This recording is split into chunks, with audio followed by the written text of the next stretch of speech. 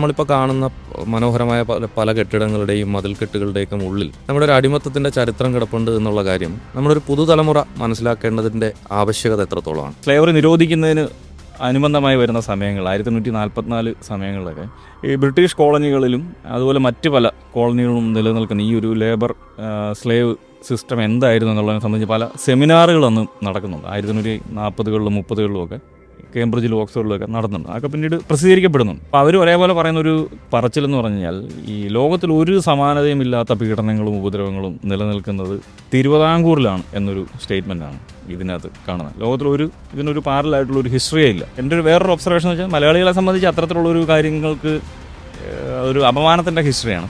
അപ്പോൾ അത് കാരണം അവർക്ക് താല്പര്യമില്ല, അത് കൂടുതൽ ട്രേസ് ചെയ്യേണ്ട ആവശ്യമില്ല. ഇപ്പം നമ്മുടെ നാട്ടിൽ തന്നെയാണെങ്കിലും ഇത്തരത്തിലുള്ള സ്ലേവറിയും ഈ അൺടച്ചബിലിറ്റിയെക്കുറിച്ചൊക്കെ പഠിക്കുന്നത് എന്തിന് എന്നൊരു ചോദ്യം ഏറ്റവും കൂടുതൽ ഉന്നയിക്കുന്നത് മലയാളികളായിട്ടുള്ളവരാണ്. അപ്പോൾ അതുപോലെ നമ്മൾ മറക്കേണ്ട ചരിത്രമാണ്. അതുകൊണ്ട് അതൊന്നും വീണ്ടും പോസ്റ്റ്മോർട്ടം ചെയ്യേണ്ട ആവശ്യമില്ല എന്നാണ് മലയാളികളുടെ ഒരു പൊതുബോധം. തെറികൾ പലപ്പോഴും ഈ താഴ്ന്ന ജാതിക്കാരുടെ ജീവിതവും ജീവിത ഇടങ്ങളുമായി ബന്ധപ്പെട്ടിട്ടാണ് തെറിയുടെ വാക്കുകൾ കൂടുതലും രൂപപ്പെട്ടിരിക്കും. നമ്മളിപ്പം പ്രയോഗിക്കുന്ന കണ്ണാപ്പി പോലുള്ള പ്രയോഗങ്ങൾ എന്നാ OMKV എന്ന് പറയുന്നൊരു സംഗതി. അപ്പോൾ ഇതെല്ലാം ഈ ഇത്തരത്തിലുള്ള, അതായത് കോളനി വേണം എന്നുള്ളൊരു പ്രയോഗങ്ങൾ. അപ്പോൾ നമുക്കറിയാം കോളനിയിൽ ആരാണ് താമസിക്കുന്നുള്ളത് വളരെ വ്യക്തമാണ്. അപ്പോൾ വീണ്ടും ഈ പഴയ തെറികളുടെ ഒരു പുതിയ വേർഷനിലേക്ക് വരികയാണ്. ഇന്നത്തെ ഒരു പൊതുസമൂഹത്തിന് ചേരാത്ത ഒരു ഡ്രസ്സ് ധരിച്ചിരിക്കുന്ന ഒരു ചെറുപ്പക്കാരനോ അല്ലെങ്കിൽ ഒരു പെൺകുട്ടിയോ വന്നു കഴിഞ്ഞാൽ അവൻ കണ്ണാപ്പി എന്നുള്ള പേര് ആയി മാറുകയാണ്, അല്ലെങ്കിൽ കോളനി എന്നുള്ളൊരു പേരായി മാറുന്നു. ഇന്ന് വലിയ കാര്യത്തിൽ പറയും, ഇപ്പോൾ സോഷ്യൽ മീഡിയ വന്നു, ഇൻസ്റ്റാഗ്രാമിലൊന്നും ജാതിയും ഇമാതിരി കാര്യങ്ങളൊന്നും ഇല്ലാത്ത പിള്ളേരൊക്കെയാണ് എന്ന് പറയും. പക്ഷേ നമ്മളതിനെ സൂക്ഷ്മമായിട്ട് നിരീക്ഷിച്ച് കഴിഞ്ഞാൽ അവരുടെ തെറികൾ വരുന്നതും കോളനിയുമായി ബന്ധപ്പെട്ട് തന്നെയാണ്. ഇപ്പോൾ സംവരണത്തിലൂടെ എന്ത് സാമൂഹിക മാറ്റമാണ് ഉണ്ടായിട്ടുള്ളത് എന്നാണ് താങ്കൾക്ക് തോന്നുന്നത്? അതൊരു യഥാർത്ഥ സൊല്യൂഷൻ തന്നെ ആണോ? ഇന്ന് വ്യാപകമായ രീതിയിൽ ഇതിനെതിരായിട്ട് നിരവധി ആളുകൾ സംസാരിക്കുന്നുണ്ട്. ഇതെന്തോ കുഴപ്പം പിടിച്ച ഒരു കാര്യമാണ്. കുറേ പേര് ഒരു പണിയും എടുക്കാതെ അവർക്ക് എന്തൊക്കെയോ കിട്ടുന്നു, ആനുകൂല്യങ്ങൾ കിട്ടുന്നു, പരീക്ഷ എഴുതാതെ പാസ്സാകുന്നു. ഇതെല്ലാം വളരെ കുപ്രചരണങ്ങൾ മാത്രമാണ്. അതായത് അധികാരവും വിഭവങ്ങളും ഉള്ള ആളുകൾ അവരുടെ ആളുകളെ മാത്രം ഉപയോഗിക്കുന്ന ഒരു സാമൂഹ്യ സാഹചര്യമാണ് ഇന്നും നിലനിൽക്കുന്നത്. ആ സാഹചര്യത്തിൽ റിസർവേഷനിലൂടെ എങ്കിൽ മാത്രമാണ് നമുക്ക് ഒരല്പമെങ്കിലും ഇത്തരത്തിലുള്ളൊരു പ്രശ്നത്തെ പരിഹരിക്കാൻ സാധിക്കും. അടിമ കേരളത്തിൻ്റെ കഥയാണ് ഇത്തവണ നമ്മൾ വല്ലാത്തൊരു കഥയിലൂടെ പറഞ്ഞത്. ഈ ലക്കത്തിന് ആധാരമായിട്ടുള്ള പ്രധാനപ്പെട്ട പുസ്തകങ്ങളിലൊന്ന് അടിമ കേരളത്തിൻ്റെ അദൃശ്യ ചരിത്രം എന്ന പുസ്തകമാണ്. ഈ പുസ്തകത്തിൻ്റെ രചയിതാവും അധ്യാപകനുമായ ഡോക്ടർ വിനിൽ പോളാണ് ഇന്ന് കഥാസ്കേപ്സിൽ നമുക്കൊപ്പം ഉള്ളത്. നമസ്കാരം വിനിൽ.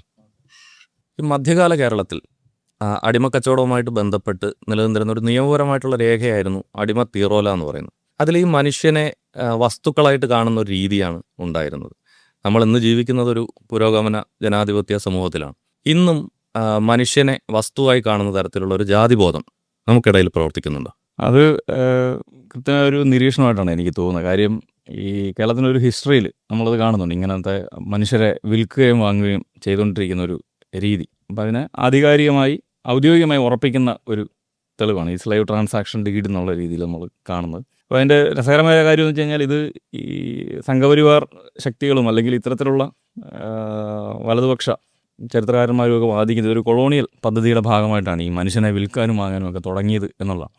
പക്ഷെ നമ്മൾ അതിൻ്റെ ചരിത്ര രേഖകൾ പരിശോധിച്ചാൽ നമുക്ക് കാണാൻ സാധിക്കും, നമ്മുടെ നാട്ടിൽ പോർച്ചുഗീസുകാർ വരുന്നതിന് മുമ്പേ, അതായത് 1498 അവർ വരുന്നത്, അതിന് മുൻപേ വിൽക്കുന്നതിൻ്റെ തെളിവുകൾ നമുക്ക് ലഭ്യമാണ്. ഈ തിരുവിതാംകൂർ പ്രദേശങ്ങളിലുമൊക്കെ പല രീതിയിൽ ആളുകളെ വിൽക്കുകയും വാങ്ങുകയും ചെയ്തുകൊണ്ടിരുന്നതിൻ്റെ നിരവധി ഈ സ്ലേവ് ട്രാൻസാക്ഷൻ ഡീഡുകൾ നമുക്ക് കാണാൻ സാധിക്കും. അപ്പോൾ അതിൻ്റെ ഒരു തുടർച്ച, മനുഷ്യനെ വിൽക്കുകയും വാങ്ങുകയും ചെയ്യുന്നതിൻ്റെ ഒരു തുടർച്ച വേറൊരു രീതിയിൽ നമുക്ക് കാണാൻ സാധിക്കും. പ്രത്യേകിച്ച് ഇന്നത്തെ ഒരു സാഹചര്യത്തിൽ, രാഷ്ട്രീയ സാഹചര്യം നമ്മൾ പരിശോധിച്ച് കഴിഞ്ഞാൽ അതിൻ്റെ ഒരു തുടർച്ച തന്നെയാണ് സംഭവിക്കുന്നത്. പ്രത്യേകിച്ച് ദളിതരും ആദിവാസികളുമായിട്ടുള്ള ആളുകളെ സംബന്ധിച്ച് അവർ വെറും ഒരു വോട്ട് ബാങ്ക് എന്നുള്ളതിനപ്പുറമായി യാതൊരു പദവികളോ ഒന്നും തന്നെ നൽകാതിരിക്കുക, എല്ലായിടങ്ങളിൽ നിന്നും അകറ്റി നിർത്തിയിരിക്കുന്ന ഒരു കാഴ്ച തന്നെയാണ്. ഇന്ന് തന്നെ നമുക്കറിയാം, ഇടതുപക്ഷമാണെങ്കിലും ഏതൊരു പാർട്ടിക്കാണെങ്കിലും ഇപ്പോൾ PKS പോലുള്ള പ്രസ്ഥാനങ്ങൾ അല്ലെങ്കിൽ ദളിത് മോർച്ച, OBC മോർച്ച പോലുള്ള കാര്യങ്ങളൊക്കെ നമുക്ക് കൃത്യമായിട്ടറിയാം. അതെല്ലാം വേറൊരു രീതിയിൽ ഇവരെ വളരെ കൃത്യമായിട്ട് വിൽക്കുകയാണ്. ഇവർ ആ ഒരു മൂവ്മെൻറ്റിൻ്റെ ഉള്ളിൽ മാത്രം നിൽക്കുകയും ഒരു ഭരണ സംവിധാനത്തിനുള്ളിലോ അല്ലെങ്കിൽ ഇലക്ഷൻ പോലുള്ള സംവിധാനങ്ങൾ വരുന്ന നിമിഷങ്ങളിലൊന്നും തന്നെ ഇവരുടെ ഒരു സാന്നിധ്യവും നമ്മൾ കാണുന്നില്ല. ഇവരെ വളരെ കൃത്യമായിട്ടൊരു തൂക്കി വിൽക്കാൻ സാധിക്കും. ഇവരെ ഇങ്ങനെ ഒരു രീതിയിലേക്ക് മാറ്റി നിർത്തിയ ഒരു കാറ്റഗറിയാക്കി ഒരു സ്ഥലത്ത് ഒതുക്കാം എന്നുള്ള രീതിയിൽ തൂക്കി വിൽക്കുന്ന ഒരു കാഴ്ച തന്നെയാണ് നമ്മൾ, അതിൻ്റെ ഒരു തുടർച്ചയായിട്ടാണ് കാണാൻ സാധിക്കുന്നത് തോന്നുന്നു. നമ്മൾ ഈ പുതിയ തലമുറയുടെ ഏറ്റവും വലിയ സ്വപ്നം എന്ന് പറഞ്ഞാൽ ഈ വിദേശ രാജ്യങ്ങളിൽ പോയിട്ട് സെറ്റിൽ ചെയ്യുക എന്ന് പറയുന്നതാണ്. ഇങ്ങനെ പോകുന്ന മനുഷ്യർക്ക് ഒരു കാലത്ത് നിർബന്ധിതമായിട്ട് നാടുകടത്തപ്പെട്ട അടിമചരിത്രമുള്ള നമ്മുടെ പൂർവികരെ നമുക്ക് അവിടെ വെച്ച് കാണാൻ പറ്റും എന്ന് എപ്പോഴെങ്കിലും സങ്കല്പിച്ചിട്ടുണ്ടോ? കേരളത്തിൽ നിന്ന് ഒരുപാട് ആളുകൾ അങ്ങനെ പോയിട്ടുണ്ട്. ഈ അടിമകളായി പല രീതിയിൽ രണ്ട് ഫേസിലാണ് നമ്മൾ കാണുന്നത്. ഈ ലേബർ ഹിസ്റ്റോറിയന്മാർ നോക്കുന്നത്, ഒന്ന് ഈ നിയമപരമായി ബ്രിട്ടീഷ് പീരീഡിൽ സ്ലേവറി നിരോധിക്കുന്നതിന് മുൻപ് വിദേശ രാജ്യങ്ങളിലേക്ക് നിർബന്ധമായി പിടിച്ചുകൊണ്ട് പോയിട്ടുള്ള മനുഷ്യർ, തൊഴിലാളി എന്ന നിലയിൽ പിടിച്ചുകൊണ്ട് പോയിരിക്കുന്നവരും ഈ സ്ലേവറി നിരോധിച്ചതിന് ശേഷവും നിർബന്ധിതമായി മറ്റ് രാജ്യങ്ങളിലേക്ക് തൊഴിലിന് വേണ്ടി കുടിയേറി, പ്രത്യേകിച്ച് പ്ലാന്റേഷൻ സെക്ടറുകളൊക്കെ പോലെ വരുന്നത് ന്യൂ സിസ്റ്റം ഓഫ് സ്ലേവറി എന്നൊക്കെയുള്ള രീതിയിലൊക്കെയാണ് ചിലർ അതിനെ വിളിക്കുന്നത്. അപ്പോൾ എന്തായാലും അങ്ങനത്തെ ഒരു പോക്ക് കേരളത്തെ സംബന്ധിച്ച്, മലയാളികളെ സംബന്ധിച്ച് ഒരു 4-5 നൂറ്റാണ്ടായിട്ട് ഈ ഒരു പോക്ക് നമ്മൾ കാണാൻ സാധിക്കും. ഇങ്ങനെ ഒരു ഒഴുക്ക്, ഒരു മൈഗ്രേഷൻ കാണുന്നുണ്ട്. അവരെ വിറ്റ് കൊണ്ടുപോകുന്നതും അവർ യാതൊരു ഗതിയും ഇല്ലാതെ ഭക്ഷണത്തിന് വേണ്ടിയായിരിക്കാം സ്വാഭാവികമായിട്ടും അങ്ങനത്തെ ഒരു സാഹചര്യത്തിൽ പിന്നീട് പോകുന്നു. പിന്നീട് അവരുടെ സ്വന്തം ഇഷ്ടത്താൽ നമ്മുടെ നാട്ടിൽ ഒരു ഗൾഫ് മൈഗ്രേഷനൊക്കെ ശേഷം വരുന്നൊരു രീതി നമ്മൾ കാണുന്നു. ഈ കേരളത്തിനെ സംബന്ധിച്ച് അല്ലെങ്കിൽ മലയാളികളെ സംബന്ധിച്ച് നമ്മൾ ആലോചിക്കുമ്പം വിദേശ രാജ്യങ്ങളിലേക്ക് എത്തിച്ചേർന്നു, പ്രത്യേകിച്ച് ഈ സ്ലേവറിയുടെയൊക്കെ ഒരു റൂട്ട് അല്ലെങ്കിൽ ആദ്യ കാലങ്ങളിലെ തൊഴിൽ ഇടങ്ങൾ തേടി പോകുന്ന അത് നമ്മൾ പരിശോധിച്ച് കഴിഞ്ഞാൽ സ്വാഭാവികമായിട്ടും ആഫ്രിക്കയുടെയും മൗറീഷ്യസിൻ്റെയും ഇംഗ്ലണ്ടിലുമൊക്കെയാണ് കൂടുതലും ഈ അടിമകളായിട്ട് പോയിരിക്കുന്നത്. അപ്പോൾ അവരെ സംബന്ധിച്ച് നമുക്ക് കൂടുതൽ അറിവുകൾ ലഭിക്കുന്നില്ല. സമീപ സമയങ്ങളിൽ ചില പഠനങ്ങൾ നടക്കുന്നുണ്ട്. അവർ ചില തെളിവുകൾ മുൻപോട്ട് വെക്കുന്നു. ഇന്ന പ്രദേശങ്ങളിൽ നിന്നുള്ള ആളുകളാണ്, ഇപ്പോൾ കൊച്ചിയിൽ നിന്നുള്ളവരാണ് അല്ലെങ്കിൽ കൊല്ലത്ത് നിന്നുള്ളവരാണ് എന്നൊക്കെയുള്ള ചില തെളിവുകൾ അല്ലെങ്കിൽ അന്നത്തെ ചില റിപ്പോർട്ടുകൾ നമുക്ക് ലഭ്യമാണ്. പക്ഷേ അതിനൊരു അവരെ ഇന്നത്തെ ഒരു ജനറേഷനോട് കണക്ട് ചെയ്യുന്നതിനുള്ളൊരു സാധ്യത നമുക്കില്ല. അതേസമയം ബംഗാളിൻ്റെയൊക്കെ ഒരു ഹിസ്റ്ററി പരിശോധിച്ചാലോ അല്ലെങ്കിൽ തമിഴ്നാടിൻ്റെ ഒരു ഹിസ്റ്ററി പരിശോധിച്ചാലോ ഒക്കെ അത് അവരുടെ ഒരു ജീനിയോളജി അവർ ട്രേസ് ചെയ്തെടുക്കുകയും ചില ആളുകൾ തമിഴ്നാട്ടിൽ അവരുടെ ഇന്നത്തെ ബന്ധുക്കളെ കണ്ടെത്തുന്നതും അല്ലെങ്കിൽ ബംഗാളിലെ അവരുടെ ബന്ധുക്കൾ അല്ലെങ്കിൽ പഞ്ചാബിലെ അവരുടെ ബന്ധുക്കളെയൊക്കെ കണ്ടെത്തുന്നത് കാണുന്നു. പക്ഷേ മലയാളികൾക്കിടയിൽ അങ്ങനെ ഒരു കാഴ്ച നമ്മൾ കാണുന്നില്ല. അതേസമയം രണ്ടാമത്തെ ഫേസിൽ സംഭവിക്കുന്ന, പ്രത്യേകിച്ച് ഈ സൗത്ത് ഈസ്റ്റ് ഏഷ്യയുടെ ചില പ്രദേശങ്ങളിലേക്ക് നടക്കുന്ന ഒരു ലേബർ മൈഗ്രേഷൻ, മലബാർ പ്രദേശങ്ങളിൽ നിന്ന്, പ്രത്യേകിച്ച് മലപ്പുറം വരുന്ന പ്രദേശങ്ങളിൽ നിന്ന് ഒരുപാട് ആളുകൾ തൊഴിൽ തേടി പോകുന്നുണ്ട്. അപ്പം അതിനിടയിൽ ചില കണക്ഷൻസൊക്കെ അത് സ്വാഭാവികമായിട്ടൊരു 18-ാം നൂറ്റാണ്ടിന് അവസാനം 19-ാം നൂറ്റാണ്ടിലൊക്കെ ആയിട്ടാണ് ആ ഒരു മൈഗ്രേഷൻ നടക്കുന്നത്. അപ്പോൾ അതിനകത്ത് ചില സാധ്യതകൾ കാണുന്നുണ്ട്. ഇപ്പോൾ ചില പഠനങ്ങൾ, ഇപ്പോൾ സമീപ സമയത്ത് മാധ്യമത്തിൻ്റെ എഡിറ്ററായിട്ടുള്ള ആർ കെ ബിജുരാജ് ഇത്തരത്തിലുള്ളൊരു വർക്ക് പച്ചക്കുതിരയിൽ ചെയ്തുകൊണ്ടിരിക്കുന്നത് മലയാളികളുടെ ഒരു മറ്റു പ്രദേശങ്ങളിലെ ഒരു ജീവിതത്തെ സംബന്ധിച്ച്. അപ്പോൾ അതിൽ ചില ഫോട്ടോസൊക്കെ നമുക്ക് കാണാൻ സാധിക്കുന്നുണ്ട്. ചില ഇൻട്രസ്റ്റിംഗ് ആയിട്ടുള്ള ചില പേരുകളും അല്ലാതെയൊക്കെ നമ്മൾ കാണും. ഇപ്പോൾ നായർ എന്നുള്ള ഇനിഷ്യലൊക്കെ ആയിട്ടുള്ള ചില കക്ഷികളൊക്കെ ഉണ്ട് ഇപ്പോഴും വിദേശ രാജ്യങ്ങളിലൊക്കെ താമസിക്കും. അതായത് മലയാളികളല്ല, അവർ അവിടെ തന്നെ ലൈഫ് സെറ്റിലായിട്ടുള്ള ആളുകളൊക്കെ തന്നെയാണ്. അങ്ങനത്തെ ഒരു കാഴ്ചയുണ്ട്. അത് ഞാൻ പറഞ്ഞു വരുന്നത്, നമുക്കൊരു കൃത്യമായ രീതിയിൽ ഒരു ആഫ്രോ അമേരിക്കൻസിൻ്റെ ഒരു ഹിസ്റ്ററിയിൽ അവർ ട്രേസ് ചെയ്തെടുക്കുന്ന പോലെ, അല്ലെങ്കിൽ നമ്മുടെ നാട്ടിൽ നിന്ന് അല്ലെങ്കിൽ ഇന്ത്യൻ സാഹചര്യത്തിൽ ബംഗാളിൽ നിന്നും തമിഴ്നാട്ടിൽ നിന്നുമൊക്കെ ഉള്ള ചില വേരുകൾ വീണ്ടെടുക്കുന്ന പോലെ ഒരു സാഹചര്യം നമുക്ക് കണ്ടിട്ടില്ല. ചില പഠനങ്ങളൊക്കെ നടക്കുന്നുണ്ടെന്ന് അല്ലാതെ ഇന്ന മൈഗ്രേഷൻ്റെ ഭാഗമാണ് അല്ലെങ്കിൽ ഇന്ന ഇടത്ത് നിന്ന് പോയതെന്ന് 100% ഉറപ്പോടുകൂടി അല്ലെങ്കിൽ നമ്മുടെ പൂർവികരാണ് ഇത് എന്ന് പറയാനുള്ളൊരു വിവരം നമുക്ക് ലഭ്യമായിട്ടില്ല. പിന്നെ എന്നെ സംബന്ധിച്ചൊരു എൻ്റെ ഒരു വേറൊരു ഒബ്സർവേഷൻ എന്ന് വെച്ചാൽ, മലയാളികളെ സംബന്ധിച്ച് അത്തരത്തിലുള്ളൊരു കാര്യങ്ങൾക്ക് ഒരു അപമാനത്തിൻ്റെ ഹിസ്റ്ററിയാണ്. അപ്പോൾ അത് കാരണം അവർക്ക് താല്പര്യമില്ല, അത് കൂടുതൽ ട്രേസ് ചെയ്യേണ്ട ആവശ്യമില്ല. ഇപ്പം നമ്മുടെ നാട്ടിൽ തന്നെയാണെങ്കിലും ഇത്തരത്തിലുള്ള സ്ലേവറിയും ഈ അൺടച്ചബിലിറ്റിയെക്കുറിച്ചൊക്കെ പഠിക്കുന്നത് എന്തിന് എന്നൊരു ചോദ്യം ഏറ്റവും കൂടുതൽ ഉന്നയിക്കുന്നത് മലയാളികളായിട്ടുള്ളവരാണ്. അപ്പോൾ അതെല്ലാം നമ്മൾ മറക്കേണ്ട ചരിത്രമാണ്. അതുകൊണ്ട് അതൊന്നും വീണ്ടും പോസ്റ്റ്മോർട്ടം ചെയ്യേണ്ട ആവശ്യമില്ല എന്നാണ് മലയാളികളുടെ ഒരു പൊതുബോധം. അതും കൊണ്ടാകാം, 2 കാരണങ്ങളാണ് തോന്നുന്നത്. ഇതൊരു പ്രധാന പ്രശ്നമായിട്ടാണ് തോന്നുന്നത്. നമ്മളിപ്പം ഇന്ന് കൊച്ചി എന്ന് പറഞ്ഞാൽ നമ്മുടെ ടൂറിസം ഭൂപടത്തിൽ വളരെ സുന്ദരമായിട്ടുള്ള ഒരു പ്രദേശം. പക്ഷേ കൊച്ചി ഒരു കാലത്തൊരു അടിമ സങ്കേതം ആയിട്ട് ഉണ്ടായിരുന്നൊരു സ്ഥലമാണെന്ന് താങ്കളുടെ പുസ്തകത്തിൽ തന്നെ പറഞ്ഞിട്ടുണ്ട്. അപ്പോൾ ഇതിൻ്റെ നമ്മളിപ്പോൾ കാണുന്ന മനോഹരമായ പല കെട്ടിടങ്ങളുടെയും മതിൽക്കെട്ടുകളുടെയൊക്കെ ഉള്ളിൽ നമ്മുടെ ഒരു അടിമത്തത്തിൻ്റെ ചരിത്രം കിടപ്പുണ്ട് എന്നുള്ള കാര്യം നമ്മളൊരു പുതുതലമുറ മനസ്സിലാക്കേണ്ടതിൻ്റെ ആവശ്യകത എത്രത്തോളമാണ്? അത് നമ്മുടെ ഒരു പ്രധാനമായിട്ട് ഈ ഒരു ആവശ്യകതയെക്കുറിച്ച് നമ്മൾ ഹിസ്റ്ററി എന്നിട്ട് പഠിക്കുന്നു എന്നുള്ളത് നമ്മുടെ ഒരു ഗവൺമെൻറ്റും നമ്മുടെ ഒരു സൊസൈറ്റിയും ആണ് പ്രധാനമായിട്ട് തീരുമാനിക്കുന്നത്. ഇപ്പോൾ ഉദാഹരണം പറഞ്ഞു കഴിഞ്ഞാൽ, നമുക്ക് വലിയ ഭീകരതയുടെയും ക്രൂരതകളുടെയും വലിയ നീണ്ട ഹിസ്റ്ററി പറയാനുള്ളൊരു ദേശമാണ് കേരളവും ഇന്ത്യയും. പക്ഷേ ഇന്ത്യയിലെ ക്കാൾ കൂടുതൽ മറ്റ് പല സ്ഥലങ്ങളിൽ പറഞ്ഞ് നടന്നിട്ടുണ്ട്. ഇപ്പം നമ്മൾ ഇംഗ്ലണ്ടിലെ പല പ്രദേശം അല്ലെങ്കിൽ ഇംഗ്ലണ്ടും അല്ലെങ്കിൽ യൂറോപ്പിലെ പല രാജ്യങ്ങളൊക്കെ പരിശോധിച്ചാൽ അത്തരത്തിലുള്ളൊരു ഹിസ്റ്ററി തന്നെയുണ്ട്, നെതർലൻഡ് ഉൾപ്പെടെയുള്ള.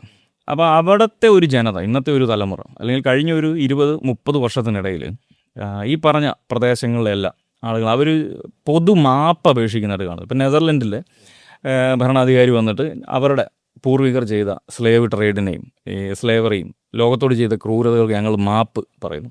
അപ്പോൾ നമ്മൾ പലപ്പോഴും കണ്ടിട്ടുണ്ട്, പോപ്പ് പല വിഷയങ്ങളിലും മാപ്പ് പറയുന്നത് കണ്ടിട്ടുണ്ട്. അല്ലെങ്കിൽ വലിയ വലിയ വലിയ കമ്പനികൾ, പ്ലാന്റേഷൻ പോലുള്ളത് അല്ലെങ്കിൽ ഓട്സ് കമ്പനികളൊക്കെ അവർ പരസ്യമായി മാപ്പ് പറയുന്നത്. അവർ ഇന്നത്തെ ജനറേഷൻ, ഞങ്ങളുടെ പൂർവികർ ബ്ലാക്സിനെ ഉപയോഗിച്ചിട്ടാണ്, അവരുടെ ചോരയും നീരും വെച്ചിട്ടാണ് ഞങ്ങൾ ഇത്രയും സമ്പന്നരായത്, അതിന് ഞങ്ങൾ പൊതു മാപ്പ് പറയുന്നു എന്നൊരു രീതിയാണ്. അപ്പോൾ ഇങ്ങനെ അത് ഒരു മനുഷ്യനാകുന്ന ഒരു പ്രോസസ്സിൻ്റെ ഭാഗമായിട്ടാണ് അത് സംഭവിക്കുന്നത്. അതായത് ചരിത്രത്തിനെ സംബന്ധിച്ച് നമ്മളത് ഒരു തരം തെറ്റ് തിരുത്തലും കൂടെയാണത്. അപ്പോൾ അങ്ങനത്തെ ഒരു രീതി നമ്മൾ ലോകത്തിൽ പല പ്രദേശങ്ങളിലും കാണും. പക്ഷേ ഇന്ത്യയിലോ കേരളത്തിലോ അങ്ങനത്തെ ഒരു കാര്യവും നമ്മൾ കാണുന്നില്ല. അവർക്ക് ഒരിക്കലും ഇതൊരു പ്രശ്നമല്ല. അവരുടെ എന്ന് വെച്ചാൽ നമ്മളിന്ന് ക്ഷമ പറയുന്നതുകൊണ്ട് അത് ഇല്ലാതാകുന്നില്ല.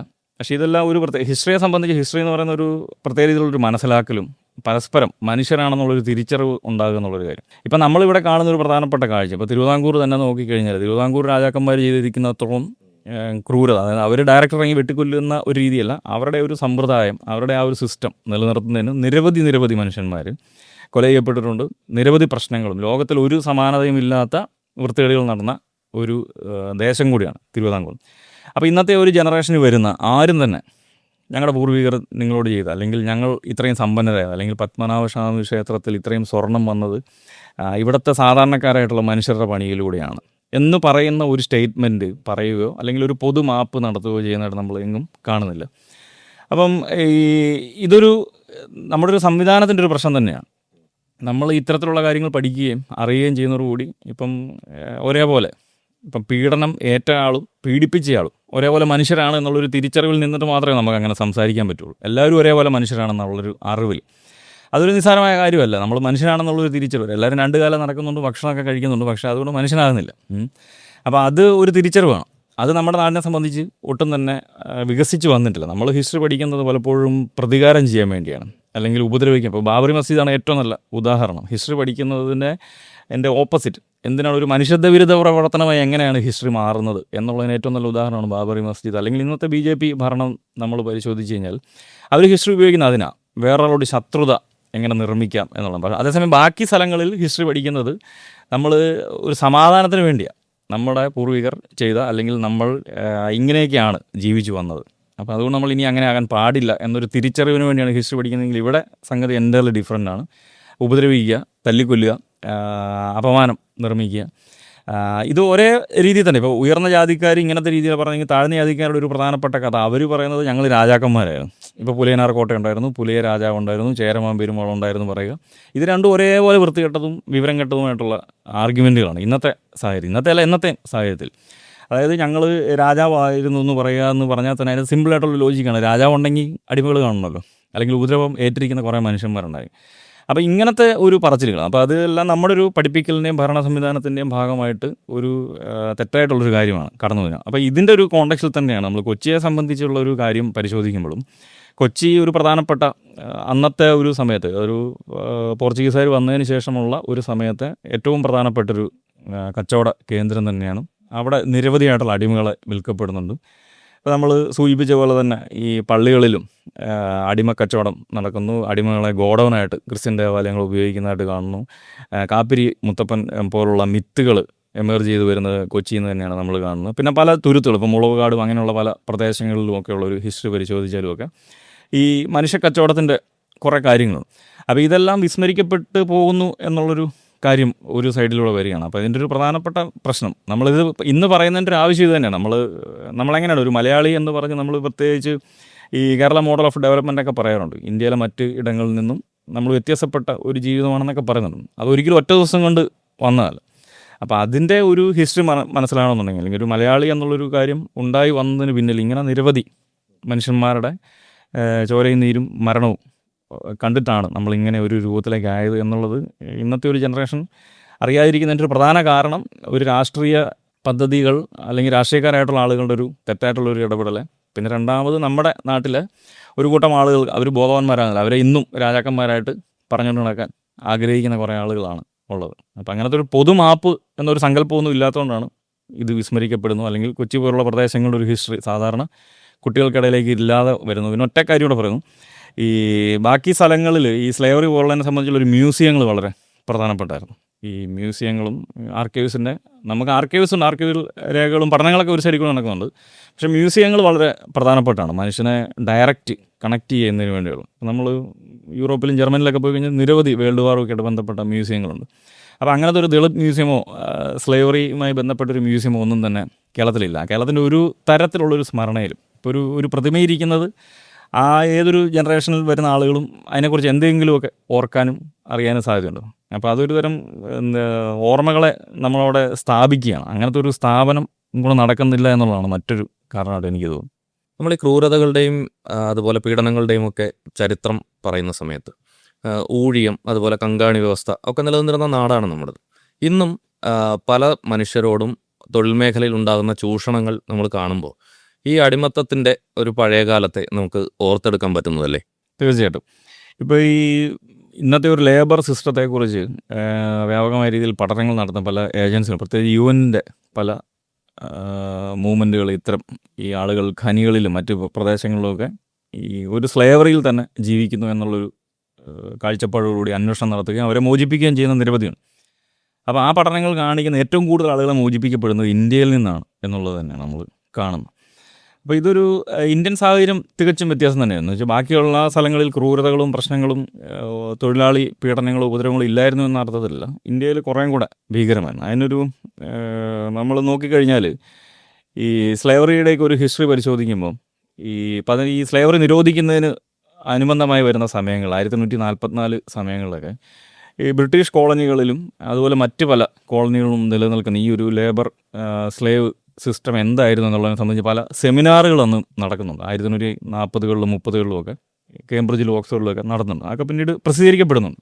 അപ്പോൾ അതിൽ പല ആളുകളും പേപ്പർ പ്രസൻറ്റ് ചെയ്യുന്നു. നമ്മൾ ഇന്ന് കാണുന്ന അതേ രീതിക്ക് തന്നെ ഒരു കേസ് സ്റ്റഡി എന്നുള്ള രീതിയിൽ നമ്മൾ ഏതെങ്കിലും ഒരു വിഷയം നമ്മളൊരു അക്കാദമിക സെമിനാറിൽ അവതരിപ്പിക്കുന്നു പറഞ്ഞ് അതേ രീതിക്ക് തന്നെ ഓക്സ്ഫോർഡിൻ്റെയും കേംബ്രിഡ്ജിൻ്റെയൊക്കെ പല സെമിനാറുകൾ കാണാൻ പറ്റുന്നു. അപ്പോൾ അതിൽ ഇന്ത്യയെ സംബന്ധിച്ചുള്ള അല്ലെങ്കിൽ ചില പ്രസിദ്ധീകരണങ്ങളിലും ഇതേ വിഷയത്തെ സംബന്ധിച്ച് ഒരു പരമ്പരകൾ പ്രസിദ്ധീകരിക്കപ്പെടാറുണ്ട്, സ്ലേവറിയുമായി ബന്ധപ്പെട്ട പരമ്പരകൾ. അപ്പോൾ ഈ രണ്ട് സോഴ്സുകൾ നമ്മൾ പരിശോധിച്ചാൽ, ഒന്ന് സെമിനാറുകൾ പ്രസൻറ്റ് ചെയ്ത പേപ്പറുകളും, രണ്ട് ഈ ഏഷ്യാറ്റിക് റിവ്യൂ പോലുള്ള പ്രസിദ്ധീകരണങ്ങളിൽ പ്രസിദ്ധീകരിക്കപ്പെട്ടുകൊണ്ടിരിക്കുന്ന ഈ സ്ലേവറി അനുഭവങ്ങളെക്കുറിച്ചുള്ള കാര്യങ്ങൾ നമ്മൾ പരിശോധിച്ചാലും അതിൽ രണ്ടിലും നമ്മൾ ഒരേപോലെ കാണുന്നൊരു കാഴ്ച, ഇവർ ഒരേപോലെ പറയുന്നത് വ്യത്യസ്ത രാജ്യങ്ങളിൽ ജീവിക്കുന്ന വ്യത്യസ്ത ജോലികൾ ചെയ്യുന്ന ആളുകളാണിത് ചെയ്തിരിക്കുന്നത്. അപ്പോൾ അവർ ഒരേപോലെ പറയുന്നൊരു പറച്ചിലെന്ന് പറഞ്ഞാൽ ഈ ലോകത്തിൽ ഒരു സമാനതയും ഇല്ലാത്ത പീഡനങ്ങളും ഉപദ്രവങ്ങളും നിലനിൽക്കുന്നത് തിരുവിതാംകൂറിലാണ് എന്നൊരു സ്റ്റേറ്റ്മെൻറ്റാണ് ഇതിനകത്ത് കാണുന്നത്. ലോകത്തിൽ ഇതിനൊരു പാരലായിട്ടുള്ളൊരു ഹിസ്റ്ററിയേ ഇല്ല, അത്രയും മോശമായിട്ടുള്ള. ഇപ്പോൾ ചില ആളുകൾ കമ്പയർ ചെയ്യുന്നുണ്ട്. അപ്പം ഉദാഹരണത്തിന് ഒരു യൂജിൻ സ്റ്റോക്ക് എന്ന് പറഞ്ഞ ആളാണ്, അപ്പോൾ അങ്ങേര് കമ്പയർ ചെയ്യുന്ന ക്യൂബയിലെ സ്ലേവ്സുമായിട്ട് കമ്പയർ ചെയ്യുന്നു. അപ്പോൾ ക്യൂബയിലെ നീഗ്രോ എന്നുള്ളൊരു ടൈമാണ് അദ്ദേഹം ഉപയോഗിക്കുന്നത്. നീഗ്രോ സ്ലേവ്സുമായിട്ട് നോക്കുമ്പം തിരുവിതാംകൂറിലെ ആളുകളെക്കാൾ എന്ത് നല്ല അല്ലെങ്കിൽ കുറേ കൂടെ ബെറ്റർ ആയിട്ടുള്ള ലൈഫാണ് നീഗ്രോ ക്യൂബയിലുള്ള മനുഷ്യർക്ക് എന്നൊരു നിരീക്ഷണം വെക്കുന്നു, അല്ലെങ്കിൽ മറ്റ് ചില പ്രദേശങ്ങൾ. അപ്പോൾ ഇങ്ങനെ ഏറ്റവും മോശമായിട്ടുള്ളൊരു തൊഴിൽ ഇടത്തിൻ്റെ ഒരു ഉദാഹരണം നിലനിൽക്കുന്നത് കേരളത്തിലായിരുന്നു, പ്രത്യേകിച്ച് മലബാറിനാണെങ്കിലും ഈ പ്രദേശത്തേക്കാണെങ്കിലും. അപ്പം നമ്മൾ ഈ തൊഴിലിടത്തിനെ സംബന്ധിച്ചുള്ള ആലോചനകൾ പരിശോധിച്ച് കഴിഞ്ഞാൽ ഇന്ന് പിന്നീട് വരുന്ന ഒരു ചരിത്ര രചനയിലൊന്നും അത് കാര്യമായ രീതിയിൽ വരുന്നില്ല. ഇപ്പോൾ ഉദാഹരണം പറഞ്ഞാൽ ഈ തിരുവനന്തപുരത്ത് തന്നെ ഉണ്ടായ ഒരു പ്രധാനപ്പെട്ട സംഭവം, ഒരു തിരുവനന്തപുരം തൊട്ട് സമീപത്ത് വരും തോവാള എന്നാണ് എനിക്ക് സ്ഥലത്തിൻ്റെ പേര്. അപ്പോൾ ആ ഒരു പ്രദേശത്തൊരു സ്ത്രീയെ ഒരു 1880കളിലാണെന്ന് പറയണം, 1880കളിൽ റിപ്പോർട്ട് ചെയ്യപ്പെടുന്നതാണ്. അപ്പോൾ അവിടെ പൂർണ്ണ ഗർഭിണിയായിട്ടുള്ളൊരു സ്ത്രീ, അപ്പോൾ അവർ അവിടെ ഒരു കാർഷിക മേഖലയിലാണ്, പാടശേഖരത്തിൽ പണിയെടുക്കുന്നില്ല, മാടത്തി എന്നാണ് അവരുടെ പേരുമൊക്കെ നമുക്ക് ലഭ്യമാണ്. അപ്പോൾ അവർ പണിക്ക് ചെല്ലാതിരിക്കുന്നതിൻ്റെ പേരിൽ പിറ്റേ ദിവസം അവർ കഷ്ടപ്പെട്ട് പണി സ്ഥലത്തേക്ക് ചെല്ലുന്നു. സ്ഥലത്ത് ചെല്ലുമ്പോഴത്തേനും ഇവരെ അവിടുത്തെ യജമാനൻ പറയുന്നു നേരെ പോത്തിൻ്റെ കൂടെ വെച്ച് കെട്ടാൻ പറയുന്നു. അങ്ങനെ ഈ സ്ത്രീയെ ഈ പോത്തിൻ്റെ കൂടെ വെച്ച് കെട്ടുന്നു. അങ്ങനെ പുറകെ നിൽക്കുന്ന ആൾ ഒരു പുലവിഭാഗത്തിൽപ്പെട്ട ഒരാളാണ്. കാര്യം അയാൾക്ക് വേറെ നിർവാഹമില്ല, തല്ലണം, ഒരേപോലെ പോത്തിനെയും ഈ സ്ത്രീയെയും തല്ലണം.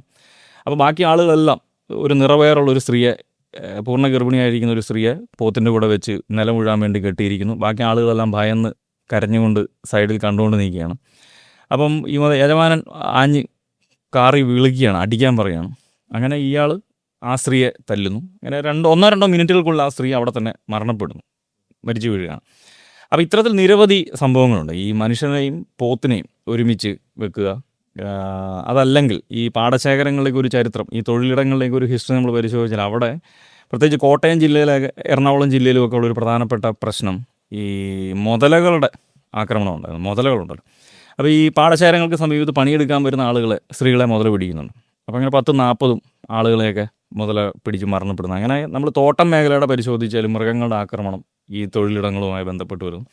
അപ്പോൾ ഇങ്ങനെ ഇവിടെയെല്ലാം നമ്മൾ കാണുന്ന ഒരു താഴ്ന്ന ജാതിയിൽപ്പെട്ട ആളുകൾ ഒരു പ്രദേശത്തെ തൊഴിലിടമാക്കി മാറ്റുന്നതിന് ബലിയായി മാറിയ നിരവധിയാണ്. ഇപ്പോൾ ഇവരെയൊന്നും നമ്മൾ ചരിത്രരചനയിൽ വരുന്നില്ല.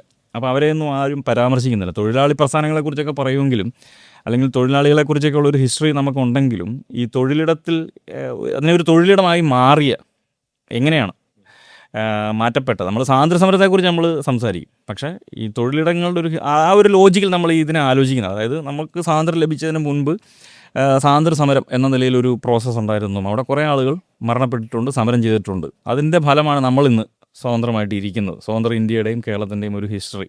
അപ്പോൾ ഇതൊരു റൂട്ടാണ്. അപ്പോൾ ഇതേ റൂട്ടിൽ നമ്മൾ ഈ തൊഴിലിടത്തെക്കുറിച്ച് ആലോചിക്കുന്നില്ല. നമ്മൾ പെട്ടെന്നൊരു ദിവസം തൊഴിലാളി വർഗമാവുന്നു, അല്ലെങ്കിൽ ഒരു തൊഴിലാളി മൂവ്മെൻറ്റ് വരുന്നു എന്നൊക്കെയുള്ളൊരു പറച്ചില്ല. അതിന് മുമ്പ് കുറേ പേരുടെ പണിയിലൂടെയാണ് അതൊരു കാർഷിക മേഖലയായി മാറുന്നത്, അല്ലെങ്കിൽ ഒരു തോട്ടം ആയി മാറുന്നതിൽ കുറേ പേരുണ്ട്. ഇതൊന്നും ചരിത്ര രചനയിൽ ഉൾപ്പെടുന്നില്ലെന്നുള്ളതാണ് ഞാനൊക്കെ വിമർശിക്കാൻ, അല്ലെങ്കിൽ അതിനൊരു ചില വിമർശന പോയിന്റ് എന്ന നിലയിലൊക്കെ പറയുന്നു.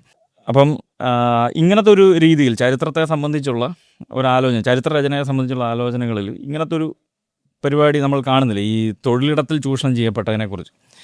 അപ്പം അതേ രീതിക്ക് തന്നെയാണ് നമ്മൾ ഇന്നത്തെ ഒരു സാഹചര്യത്തിൽ ആലോചിക്കുമ്പോഴത്തേനും ഈ തൊഴിലിടങ്ങളെ സംബന്ധിച്ചും ഈ കാർഷിക മേഖലയെ സംബന്ധിച്ചുമൊക്കെ ഉള്ള ഒരു പറച്ചിലുകളിൽ ഇതേ രീതിക്കാണ് ഈ താഴ്ന്ന ജാതിയിൽപ്പെട്ട മനുഷ്യരുടെ ഒരു സാമൂഹ്യ അവസ്ഥ തന്നെയാണ് വീണ്ടും അവിടെ റിഫ്ലക്റ്റ് ചെയ്ത് വരുന്നത്.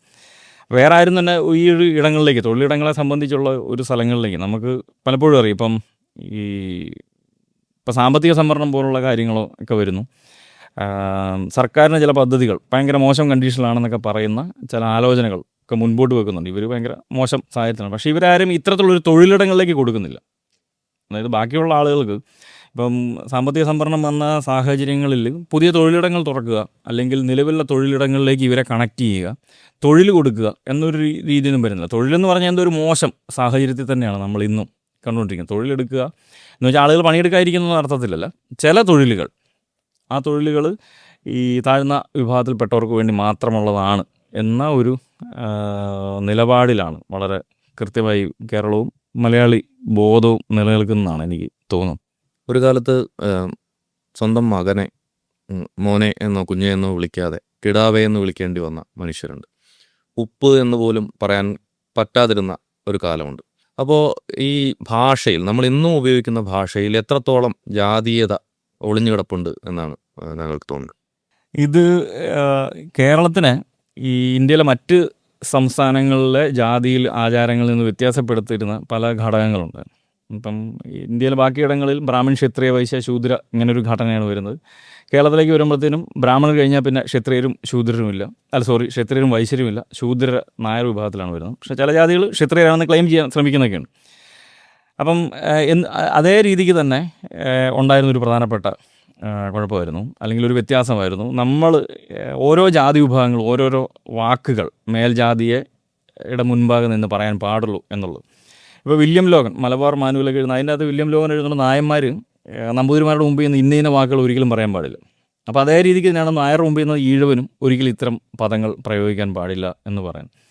അപ്പോൾ ഇത് മുകളിൽ താഴെ തട്ട് വരെ ഇതേ രീതിയിലാണ് പോകുന്നത്. ഒരിക്കലും ഒരു നായർക്ക് ഒരു നമ്പൂരിയുടെ മുമ്പിൽ നിന്ന് മകനെ എന്ന് വിളിക്കാൻ പറ്റത്തില്ല, അല്ലെങ്കിൽ വീട് എന്ന് പറയാൻ പറ്റത്തില്ല, ഭക്ഷണത്തെ ചോറെന്ന് പറയാൻ പറ്റത്തില്ല.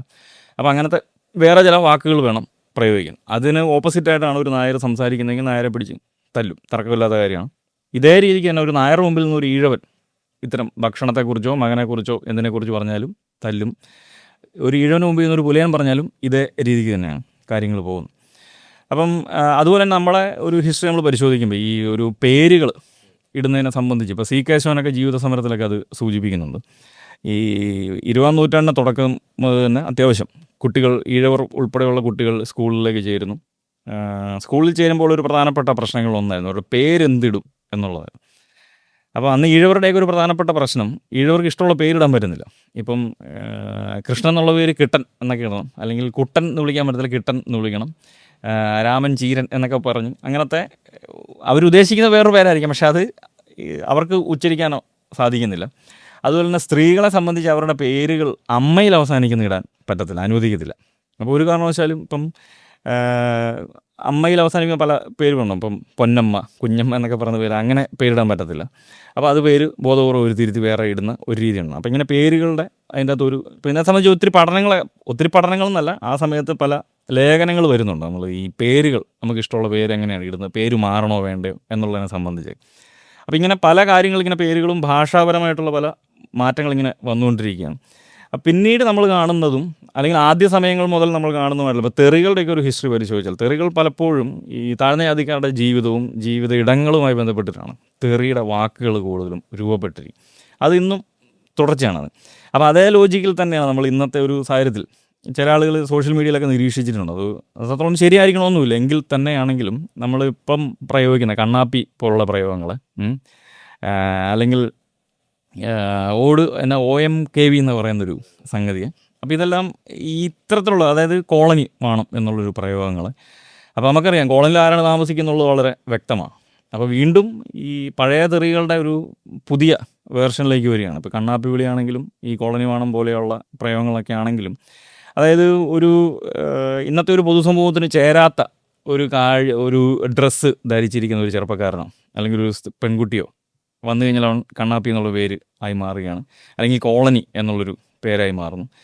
അപ്പോൾ ഇത് ഇന്ന് നിലനിൽക്കുന്നത്, ഇന്ന് വലിയ കാര്യത്തിൽ പറയും, ഇപ്പോൾ സോഷ്യൽ മീഡിയ വന്നു, ഇൻസ്റ്റാഗ്രാമിലൊന്നും ജാതിയും ഇമാതിരി കാര്യങ്ങളൊന്നും ഇല്ലാത്ത പിള്ളേരൊക്കെയാണ് എന്ന് പറയും. പക്ഷേ നമ്മളതിനെ സൂക്ഷ്മമായിട്ട് നിരീക്ഷിച്ച് കഴിഞ്ഞാൽ അവരുടെ തെറികൾ വരുന്നതും കോളനിയുമായി ബന്ധപ്പെട്ട് തന്നെയാണ്, അല്ലെങ്കിൽ താഴ്ന്ന ജാതിക്കാരുടെ ഇടങ്ങളുമായി ബന്ധപ്പെട്ട് തന്നെയാണ് അവരുടെ പരിഹാസ വാക്കുകൾ രൂപപ്പെടുന്നത്.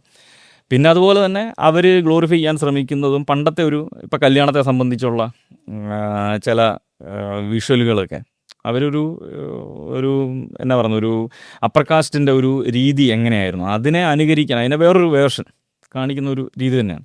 അപ്പോൾ ഈ വാക്കുകൾക്കകത്തും ഇപ്പോഴും ഇത് തന്നെയാണ്. എന്ന് വെച്ചാൽ നമുക്ക് ഡയറക്റ്റ് ജാതിയെ പിടിക്കാൻ പറ്റത്തില്ലെങ്കിലും നമ്മൾ ഇന്ന് അതിനെ മനസ്സിലാക്കുന്ന കണ്ണാപ്പിയും ഈ കോളനി പോലുള്ള പ്രയോഗങ്ങളും സ്വാഭാവികമായിട്ടും താഴ്ന്ന ജാതിക്കാരെ വേറൊരു രീതിയിൽ അധിക്ഷേപിക്കുന്ന പ്രയോഗങ്ങളാണ്. അപ്പോൾ അത് തുടർന്നുകൊണ്ടിരിക്കുകയാണ്. ഇതിനൊക്കെ ഇടയിൽ ഈ വേടൻ എന്ന് പറയുന്നൊരു പേരിന് കിട്ടുന്നൊരു സ്വീകാര്യത അത് എത്രത്തോളം ആഘോഷിക്കപ്പെടേണ്ടതാണ് എന്നാണ് താങ്കൾക്ക് തോന്നുന്നത്? വേടനെ സംബന്ധിച്ച് നമ്മൾ വേടനെ മനസ്സിലാക്കുന്നത്, അല്ലെങ്കിൽ വേടൻ എന്നുള്ളൊരു പേര് മുൻപോട്ട് വെക്കുന്നത് വേറൊരു രാഷ്ട്രീയ പശ്ചാത്തലത്തിൽ നിന്നാണ്, അല്ലെങ്കിൽ ഒരു രാഷ്ട്രീയ സാഹചര്യത്തിലാണ്. നമുക്ക് തന്നെ അറിയാം, ഒരു ലോവർ കാസ്റ്റുകാരനും അവൻ്റെ ജാതിപ്പേര് ഉപയോഗിക്കാൻ ആഗ്രഹിക്കുന്നില്ല. ഞാൻ മനസ്സിലാക്കുന്നൊരു പ്രധാന നിമിഷം എന്ന് പറഞ്ഞാൽ അതൊരു പ്രശ്നം എന്നുള്ള നിലയ്ക്ക് തന്നെയല്ല. ഇപ്പം നമ്മൾ ബ്ലാക്സിൻ്റെ ആണെങ്കിലും ഇത്തരത്തിലുള്ള അവരുടെ പാട്ട് ബാൻഡുകളെ, മ്യൂസിക്കുകളൊക്കെ വരുന്ന ഒരു പ്രതിരോധത്തിൻ്റെ ഭാഗമായിട്ടാണ് അവർ ചില ഓർമ്മകളും ഇത്തരത്തിലുള്ള അനുഭവങ്ങളും പറയുന്നത്. അതൊരിക്കലും ഗ്ലോറിഫൈ ചെയ്യുന്ന, അല്ലെങ്കിൽ ഒരു പ്രത്യേക സ്ഥാനം ലഭിക്കുന്നതല്ല. ഒരു നായർ എന്നുള്ളൊരു, അല്ലെങ്കിൽ ഒരു പണിക്കർ എന്നുള്ളൊരു വാലും ഒരു വേടൻ എന്നുള്ളൊരു വാലും ലഭിക്കുന്ന സ്വീകാര്യത രണ്ടാണ്. നമുക്ക് യാതൊരു തർക്കവുമില്ലാത്ത കാര്യം. ഇപ്പോൾ ഒരാൾ ഞാൻ വേടനാണ് അല്ലെങ്കിൽ ഒരു പുലയനാണെന്ന് പറഞ്ഞ് ചെല്ലുന്നതും ഒരു നായരാണ്, പണിക്കനാണ് എന്ന് ഞാൻ പറയുന്നതും രണ്ടാണ്. നമ്മളിപ്പോൾ ഫോൺ വിളിക്കുന്നു, ഇപ്പം ഏറ്റവും നല്ല ഉദാഹരണം, ഒരു പഠനം നടക്കുന്നുണ്ട് ജവഹർലാൽ നെഹ്റു യൂണിവേഴ്സിറ്റിയിലെ സോഷ്യോളജിയിലെ 2 അധ്യാപകർ ചേർന്ന് നടന്നൊരു പഠനമാണ്. അപ്പോൾ അവർ ചെയ്യുന്നത് ഈ ഇന്ത്യയിൽ വന്ന പത്രങ്ങളിൽ വന്ന ജോലി അവസരങ്ങളുമായി അഡ്വർടൈസ്മെൻറ്റുമായിട്ട് ബന്ധപ്പെട്ട് വന്നതിനകത്ത് ജോലിക്ക് ആപ്ലിക്കേഷൻ കൊടുക്കുകയാണ്. 10-100 ആപ്ലിക്കേഷനാണ്. ഇങ്ങനെയാണ് അതിൻ്റെ ഒരു സംഭവം. കറക്റ്റ് എണ്ണം ഞാൻ ഓർക്കുന്നില്ല. അതായത് എൻ്റെ ഒരു തീം ഇങ്ങനെയാണ്. ഇവർ ചെയ്തതെന്ന് വെച്ചാൽ കുറേ ഫേക്ക് ആപ്ലിക്കേഷൻസാണ് ഉണ്ടാക്കുന്നത്. അപ്പോൾ 10-25 എണ്ണം ഉണ്ടാക്കുന്നതിനകത്ത് ഒരു ആപ്ലിക്കേഷനകത്ത് ഒരു സെറ്റ് ആപ്ലിക്കേഷൻ എന്ന് പറഞ്ഞാൽ ബ്രാഹ്മണ പേരുകളിൽ അവസാനിക്കുന്നത്, സെക്കൻഡ് എന്ന് പറയുന്നത് OBC പേരുകളിൽ, മൂന്നാമത് മുസ്ലിം പേരുകൾ, നാലാമത് പട്ടികജാതിക്കാരുടെ പേരുകളിൽ അവസാനിക്കുന്ന, ജാതി പേരുകൾ അവസാനിക്കുന്ന പേര്, ഇങ്ങനെ 4 സെറ്റ് ഉണ്ടാക്കിയിട്ട് ആപ്ലിക്കേഷൻ കൊടുക്കുന്നു. ആപ്ലിക്കേഷൻ കൊടുക്കുന്നതിൻ്റെ അകത്ത് ഈ OBC മുസ്ലിങ്ങൾ ഇതിനൊക്കെ 1-2 പേർക്കാണ് വരുന്നത്. ബ്രാഹ്മണരായിട്ടുള്ളവർക്ക് മൊത്തം വന്നു. ഒരൊറ്റ പട്ടികക്കാരന് കോൾ വന്നില്ല. അതായത് ഇവരുടെ യോഗ്യത മാത്രം, പേരും മാത്രമാണ് അയച്ചു കൊടുത്തിരിക്കുന്നത്. ഇവരാരാണെന്നോ എന്താണെന്നോ മറ്റ് യാതൊരു ഡീറ്റെയിലും ഇല്ല. ഇവരുടെ പേരുകൾ മാത്രമാണ് ചെയ്യുന്നത്. ആ പേരുകൾ കാണുമ്പോൾ തന്നെ അവിടെ ഒരു സെലക്ഷൻ നടക്കുകയാണ്. ബ്രാഹ്മണരായിട്ടുള്ള ആളുകൾ അവരുടെ യോഗ്യത ഉണ്ടെങ്കിലും ഇല്ലെങ്കിലും അവർ സെലക്ട് ചെയ്യപ്പെടുന്നു. പട്ടികജാതിക്കാരുടെ പേരുകൾ കാണുമ്പം വെട്ടിക്കളയുന്നു. അപ്പോൾ ഇത് നമുക്ക് ജനറലൈസ് ചെയ്യാൻ സാധിക്കും. അതാണ് ഇന്ത്യൻ സാഹചര്യത്തിൻ്റെ ഏറ്റവും വലിയ, അതായത് ഇതൊരു ഒറ്റപ്പെട്ട സംഭവമല്ല. അപ്പോൾ അതേ രീതിക്ക് തന്നെയാണ് നമ്മൾ ഈ കേരളത്തിൽ ഒരു ഉയർന്ന ജാതിക്കാരൻ്റെ പേര് പറയുമ്പോൾ അയാൾക്ക് ലഭിക്കുന്ന സ്വീകാര്യതയും ഒരു താഴ്ന്ന ജാതി പേര് പറയുമ്പം അയാൾക്ക് സ്വീകാര്യത ലഭിക്കത്തില്ല എന്നുള്ളതും വളരെ വ്യക്തമാണ്. ആ ഒരു ഇടത്തിനെ ഇല്ലാതാക്കുന്ന വേടന് സാധിച്ചു എന്നുള്ളതാണ് വേടൻ്റെ ഒരു കഴിവ്. അപ്പോൾ വേടൻ എന്ന് പറഞ്ഞൊരു ജാതി പേരിനപ്പുറമായി ഇപ്പോൾ വേറൊരു രീതിയിലേക്ക് മാറി എങ്കിൽ പോലും ഇവിടെ ഒരു പ്രതിരോധിക്കുന്നതിൻ്റെ ഭാഗമായിട്ടുള്ളൊരു വാല് എന്നുള്ളതാണ്. അതല്ല ഒരു സീറ്റ് കിട്ടാൻ വേണ്ടിയുള്ളൊരു വാല്, അല്ലെങ്കിൽ നമുക്കൊരു ഒരു ഒരു കൾച്ചറൽ ക്യാപിറ്റൽ എന്നുള്ളൊരു ലഭിക്കുന്നതിന് വേണ്ടിയുള്ള ഒരു ജാതി പേര് എന്നുള്ളതല്ല. ഇതിനെ പ്രതിരോധിക്കുന്നതിന് നിലവിലുള്ള ഇത്തരത്തിലുള്ള നായർ വാലുകൾ അല്ലെങ്കിൽ പണിക്കർ വാലുകൾക്ക് പ്രതിരോധം എന്ന നിലയ്ക്ക് തന്നെയാണ് വേടൻ എന്നുള്ളൊരു പേരാണ് എനിക്ക് മനസ്സിലാകുന്നത്.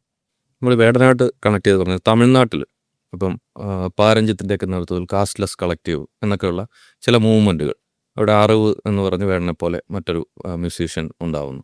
അപ്പോൾ ഇതുപോലെ പോപ്പുലർ കൾച്ചറിൽ ഉണ്ടാകുന്ന ഇത്തരത്തിലുള്ള മൂവ്മെൻറ്റുകൾ സമൂഹത്തിൻ്റെ ഒരു ജാതി മനോഭാവത്തെ മാറ്റുന്നതിൽ എത്രത്തോളം റോള് വഹിക്കുന്നുണ്ടെന്നാണ് തോന്നുന്നത്?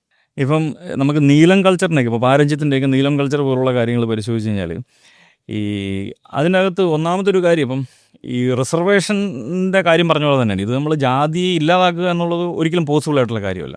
അപ്പോൾ ഇവർക്ക് അവസരങ്ങൾ ലഭിക്കുക എന്നുള്ളത് വളരെ പ്രധാനപ്പെട്ടാണ്. ഇപ്പം നമുക്ക് തന്നെ അറിയാം കേരളത്തിൽ ഈ എല്ലാ മേഖലകളിലും, കേരളത്തിലെ ഇന്ത്യയിൽ തന്നെ ഒരു പ്രധാനപ്പെട്ട പ്രശ്നം ഇപ്പോൾ റോബിൻ ജെഫ്രിയുടെയൊക്കെ പല ഫേമസ് ആയിട്ടുള്ള പട്ടണങ്ങൾ, ഇപ്പം മീഡിയ പോലുള്ള കാര്യങ്ങൾ നോക്കിക്കഴിഞ്ഞാൽ അവർ, എനിക്ക് തോന്നുന്നത് അതിൻ്റെ ഒരു ടൈറ്റിൽ ഇങ്ങനെ ഹിന്ദുവിനത് വന്നു, പിന്നീട് നമ്മളത് സമകാലിക മലയാളത്തിൽ പരിഭാഷപ്പെടുത്തുന്നുണ്ട്, പിന്നീട് അദ്ദേഹത്തിൻ്റെ ഒരു പുസ്തകവും ഇതിൽ തന്നെ വരുന്നുണ്ട്. കേരളത്തിൻ്റെ ഇന്ത്യയുടെ ഒരു ന്യൂസ് പേപ്പർ ചരിത്രം ആണ് ചെയ്തിരിക്കുന്നത്, ഓക്സ്ഫോർഡ് യൂണിവേഴ്സിറ്റി ഇറക്കിയിരിക്കുന്നത്.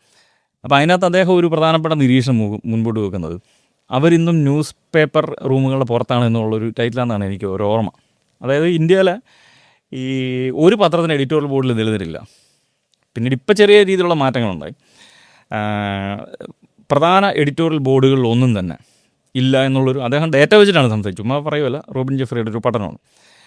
പിന്നെ നമ്മൾ സിനിമകൾ പരിശോധിച്ചാൽ ഇതേ രീതിയിൽ തന്നെയാണ്. എത്ര സിനിമാ നടിമാരുണ്ട്, സിനിമാ നടന്മാരുണ്ട് എന്നൊരു ചോദിച്ചാൽ ഇതൊന്നും കഴിവില്ലായ്മയുടെ പ്രശ്നമല്ല, അല്ലെങ്കിൽ തിയേറ്ററിൽ പോയി പഠിക്കാത്ത ഈ തിയേറ്റർ ആർട്ടിസ്റ്റുകളാകാത്തതിൻ്റെയോ കോഴ്സ് ചെയ്യാത്തതിൻ്റെയോ ഇംഗ്ലീഷ് അറിയാൻ മേലാത്തതിൻ്റെയോ ഹിന്ദി അറിയാൻ മേലാത്തതിൻ്റെയോ പ്രശ്നമല്ല. ഇതെല്ലാം നമുക്ക് വളരെ വ്യക്തമായിട്ട് അറിയാം. ഇതെല്ലാം ജാതിയുടെ ഒരു പ്രധാനപ്പെട്ട പ്രശ്നം തന്നെ. അപ്പോൾ ഇത്തരം ഇടങ്ങളെ പ്രതിരോധിക്കുക എന്നുള്ളത് അവർക്കിടയിൽ നിന്ന് വരുന്ന ചില മൂവ്മെൻറ്റുകൾക്ക് മാത്രമാണ് സാധിക്കും. ഇപ്പോൾ പാരഞ്ജിത്തിൻ്റെ ഏറ്റവും വലിയൊരു കോൺട്രിബ്യൂഷൻ എന്ന് പറഞ്ഞതാണ്. ഇപ്പോൾ മാരി സെൽവരാജിനെ പോലുള്ള ഒരാളെയൊക്കെ കൊണ്ടുവരുന്നത് പാരഞ്ജിത്ത് തന്നെയാണ്. അപ്പോൾ അദ്ദേഹത്തിന് ചെയ്തിരിക്കുന്നൊരു പ്രോജക്റ്റ് എന്ന് പറഞ്ഞു കഴിഞ്ഞാൽ പല മേഖലകൾ, സ്പോർട്സ് ഉൾപ്പെടെയുള്ള മേഖലകളിലേക്ക് എങ്ങനെ ദളിത് കുട്ടികളെ കൊണ്ടുവരാം, അവർക്ക് ചിലയിടങ്ങൾ, ഇപ്പം ചില സിനിമകൾ നിർമ്മിക്കുക, അസിസ്റ്റൻറ്റ് ഡയറക്ടർമാരായിട്ട് കുട്ടികൾ വർക്ക് ചെയ്യുക. ഇപ്പോൾ അസിസ്റ്റൻ്റ് പോലും ആകുക എന്നുള്ളതൊരു ഇമ്പോസിബിൾ ആയിട്ടുള്ള കാര്യമാണ് കേരളത്തിൻ്റെ കോണ്ടക്സ്റ്റിൽ. വളരെ വിരലെണ്ണാവുന്ന ആളുകൾ മാത്രമേ ഉള്ളൂ നമുക്കറിയാവുന്ന, 1-2 പേർക്കപ്പുറമായി നമുക്ക് ദളിതരായിട്ടുള്ള ആളുകൾ ഇവിടെ കാണാൻ സാധിക്കത്തില്ല. അപ്പോൾ അതിനെ മറികടക്കാൻ അവർക്ക് സാധിക്കുന്നുണ്ട്. ഇത്തരത്തിലുള്ളൊരു കൂട്ടായ്മയിലൂടെയാണ് അവർ ഇപ്പം അതിനുശേഷം നമ്മൾ പരിശോധിച്ചാൽ തന്നെ കാണാം. ഇപ്പോൾ വിക്രത്തിനെയും രജനീകാന്തിനെയും എന്ന് തുടങ്ങി അവിടുത്തെ ഏറ്റവും വലിയ സൂപ്പർ സ്റ്റാറുകളെ വെച്ചുകൊണ്ട് തന്നെയാണ് പാരഞ്ജിത്തിൻ്റെ സിനിമ അല്ലെങ്കിൽ മാരി സെൽവരാജിൻ്റെ സിനിമകളും ഒക്കെ വരുന്ന ആ ഒരു രീതിക്ക് തന്നെയാണ്. അപ്പോൾ അങ്ങനത്തെ ഒരു കാര്യം നമ്മുടെ നാട്ടിലേക്ക് വരുന്നില്ല. അപ്പോൾ ഇവിടെ നമ്മുടെ ഒരു ഉത്തരമെന്ന് പറയുന്നത് ഇത്തരത്തിലുള്ളൊരു മൂവ്മെൻറ്റ് ഇവർ സെപ്പറേറ്റായിട്ട് മാറി നിൽക്കുക എന്നുള്ളതല്ല. ഇവർ എടുക്കുന്ന സിനിമകൾ തന്നെ പരിശോധിച്ച് ഇതൊരു തീമായിട്ട് വരികയും ഈ തീമിനെ അവതരിപ്പിക്കുന്നതും മറ്റു പല ആളുകളാണ്. അതായത് ഒരു സിനിമയുടെ ജോണറിൽ തന്നെയാണത് നിലനിൽക്കുന്നത്. അപ്പോൾ അത് രജനീകാന്തും വിക്രവും ഒക്കെ ഉൾപ്പെടെയുള്ള ആളുകളൊക്കെ തന്നെ അഭിനയിക്കുന്ന കാണുന്നു. അപ്പം ഇവിടെ ഉണ്ടാകുന്ന ഒരു പ്രത്യേകതയുള്ള ഒരു അപ്ലിഫ്റ്റ് ചെയ്യുക എന്നുള്ളൊരു പ്രോസസ്സ് തന്നെയാണ്. ലോവർ കാസ്റ്റിൽപ്പെട്ട അല്ലെങ്കിൽ ദളിതരായിട്ടുള്ള ആളുകൾക്ക് ഒരു പ്രത്യേകതയുള്ളൊരു അവസരങ്ങൾ നൽകുന്നതിന് ഈ ഒരു ഇവരുടെ ഇത്തരത്തിലുള്ളൊരു കളക്റ്റീവുകളാണ് മുൻപോട്ട് ചില ആശയങ്ങൾ മുൻപോട്ട് വെക്കുന്നത്. ഇതിനെ നമുക്കൊരു ജാതിക്കൂട്ടം എന്ന നിലയ്ക്ക് വേണമെങ്കിൽ വിളിക്കാം. അപ്പോൾ അതേ ലോജിക്ക് തന്നെയാണ് അപ്പർ സൈഡിൽ നിൽക്കുന്നത്. നമ്മൾ മലയാള സിനിമയുടെ ചരിത്രം നമ്മൾ പരിശോധിച്ച് കഴിഞ്ഞാൽ, ഇപ്പോൾ പ്രിയദർശൻ്റെ സിനിമകൾ പരിശോധിച്ചാൽ അല്ലെങ്കിൽ രഞ്ജിത്തിൻ്റെ സിനിമകൾ പരിശോധിച്ച് കഴിഞ്ഞാൽ അതിനകത്ത് പറയുന്ന കഥകൾ വേറെ ഒരു കഥയുമില്ല. വളരെ അപൂർവമായിട്ട് ചില കാര്യങ്ങൾ വരുമെന്നല്ലാതെ അതിൽ സ്ക്രീനിൽ വരാത്ത കഥാപാത്രങ്ങൾക്ക് പോലും ജാതിവാലികളുള്ള കഥാപാത്രങ്ങളായിരിക്കും വരുന്നത്, അവരുടെ സംഭാഷണങ്ങളിൽ പോലും വരുന്നത്. അപ്പോൾ ആ ഒരു കൂട്ടായ്മയെ നമ്മൾ സ്വീകരിക്കുകയും ഇത്തരത്തിലുള്ള വേറൊരു കൂട്ടായ്മയ്ക്ക് അത് ജാതിയും കാണണം. നമ്മൾ ഈ ജാതി വിവേചനത്തിൻ്റെ കാര്യം പറഞ്ഞതുപോലെ വിവാഹബന്ധങ്ങളിൽ പങ്കാളികളെ തിരഞ്ഞെടുക്കുന്നതിലെ ജാതി ഫാക്ടർ എന്ന് പറയുന്നത് താങ്കൾ നേരത്തെ സംസാരിച്ചിട്ടുള്ള വിഷയമാണ്. ഇതിന് സത്യത്തിൽ നമ്മുടെ ഒരു ജാതീയത, ജാതി മനോഭാവം ഇല്ലാതാക്കുന്നതിൽ എത്രത്തോളം റോളുണ്ടാവും എന്നാ തോന്നുന്നത്? ഇത് ഒറ്റ വഴിയേ ഉള്ളൂ. കാരണം ഇന്ത്യയിൽ ജാതി ഇല്ലാതാകുക എന്നുള്ളത് ഈ കാസ്റ്റ് സിസ്റ്റം ബ്രേക്ക് ചെയ്തുകൊണ്ട് കല്യാണം കഴിയുക എന്ന ഒറ്റ ഇതേ ഉള്ളൂ. അത് എന്ന് വരെ നിലനിൽക്കും അതുവരെ ജാതി ഇന്ത്യയിലും കേരളത്തിലും ഉണ്ടായിരിക്കും. ഇപ്പം ഇതിൻ്റെ ഒരു കോൺടെക്സ്റ്റിൽ പറയാൻ പറ്റുന്ന ഒരു ഉദാഹരണം, ഈ കേരളത്തിൽ നിരവധി ക്രിസ്ത്യൻ മൂവ്മെൻറ്റുകൾ വരുന്നു, പ്രൊട്ടക്ഷൻ ക്രിസ്ത്യൻ മിഷണറി മൂവ്മെൻറ്റുകൾ വരുന്നു. അപ്പോൾ ഇവർ നേരിട്ടൊരു പ്രധാനപ്പെട്ട പ്രശ്നം, ഈ താഴ്ന്ന ജാതിയിൽപ്പെട്ട ആളുകൾ ക്രിസ്തുമതം സ്വീകരിച്ച് ഇവരോട് കൂടുന്നു. പക്ഷേ ഇവർ ഏത് ജാതിയിൽ നിന്നാണോ വരുന്നത് ആ ജാതിയിൽ തന്നെ പുലയ ക്രിസ്ത്യാനിയും പറയ ക്രിസ്ത്യാനിയും ഈ നാടാർ ക്രിസ്ത്യനുമായിട്ട് തന്നെ നിലനിൽക്കുകയാണ്. അതേ രീതിക്ക് തന്നെയാണ് അവർ തുടരേണ്ടിയും വരുന്നത്. അതേസമയം ഈ മലബാറിലുണ്ടായിരുന്ന ബാസൽ ഇവാഞ്ചലിക്കൽ മിഷൻ എന്ന് പറഞ്ഞൊരു മിഷൻ സംഘടനയുണ്ട്. അപ്പോൾ ഇവരൊരു കർശന തീരുമാനം വെച്ചു, ഞങ്ങളുടെ കൂടെ കൂടുന്ന ഒരാൾ അയാൾ നിർബന്ധമായും വേറൊരാളെ വേണം വിവാഹം കഴിക്കാൻ. ഇപ്പം തിരുവനന്തപുരം മുതൽ, അതായത് കന്യാകുമാരി മുതൽ ഭാരതപ്പുഴ വരെയുള്ള പ്രദേശങ്ങളാണ് ലണ്ടൻ മിഷൻ, CMS മിഷൻ പോലുള്ള നിരവധി മൂവ്മെൻറ്റുകൾ പറഞ്ഞു, പെന്തക്കോസ് ഉൾപ്പെടെയുള്ള പ്രസ്ഥാനങ്ങളുണ്ടായിരുന്നു. അപ്പോൾ ഇവരെല്ലാം ഏത് ജാതിയിൽ നിന്ന് ക്രിസ്തുമതം സ്വീകരിക്കുന്നു അയാളെ തന്നെ ആ വിവാഹത്തിൽ നിന്ന് തന്നെ വിവാഹം കഴിക്കണം എന്ന ഒരു രീതിയായിരുന്നു തുടർന്നിരുന്നത്. പക്ഷേ അപ്പുറത്തെ സൈഡിൽ അവർ കർശനമായി വെച്ചു, അവരുടെ കൂടെ ഒരാൾ കൂടിക്കഴിഞ്ഞാൽ അയാൾ വേറൊരാളെ വിവാഹം കഴിക്കും. ഇപ്പോൾ ഉദാഹരണത്തിന് ഒരു ചെറുമൻ അവരുടെ കൂടെ ഈ ബാസൽ മിഷനിൽ കൂടിക്കഴിഞ്ഞാൽ ചെറുമൻ ഒരു തീയനെ വിവാഹം കഴിക്കണം, തീയൻ കൂടിക്കഴിഞ്ഞാൽ ഒരു നായരെ കെട്ടണം, അല്ലെങ്കിൽ ഒരു നായർ ഒരു ചെറുമനെ കെട്ടണം. നിർബന്ധമായിട്ടും നിങ്ങൾ മറ്റൊരു ജാതിയിലെ ആളുകളെ കല്യാണം കഴിക്കാൻ പാടുള്ളൂ എന്നുള്ളത് നമ്മുടെ ഒരു കർശനമായ നിലപാട്. അല്ലാത്തവർക്ക് ഔട്ടാ, പുറത്തു പോകാം എന്നുള്ളതാണ്. അപ്പോൾ അതിൻ്റെ ഭാഗമായിട്ട് അവർക്കുണ്ടായ ഒരു മെച്ചം എന്താണെന്ന് ചോദിച്ചു കഴിഞ്ഞാൽ, അവർക്ക് അവരുടെ ജാതി ഏതെന്നാണെന്നുള്ളൊരു അവരൊരു ഫെയ്ത്ത് കമ്മ്യൂണിറ്റി എന്നുള്ള രീതിയിലേക്ക് വന്നു, ഒരു ബാസൽ ക്രിസ്ത്യാനികൾ എന്നുള്ള രീതിയിലേക്ക് വന്നു. അവരുടെ പൂർവികരാണ്.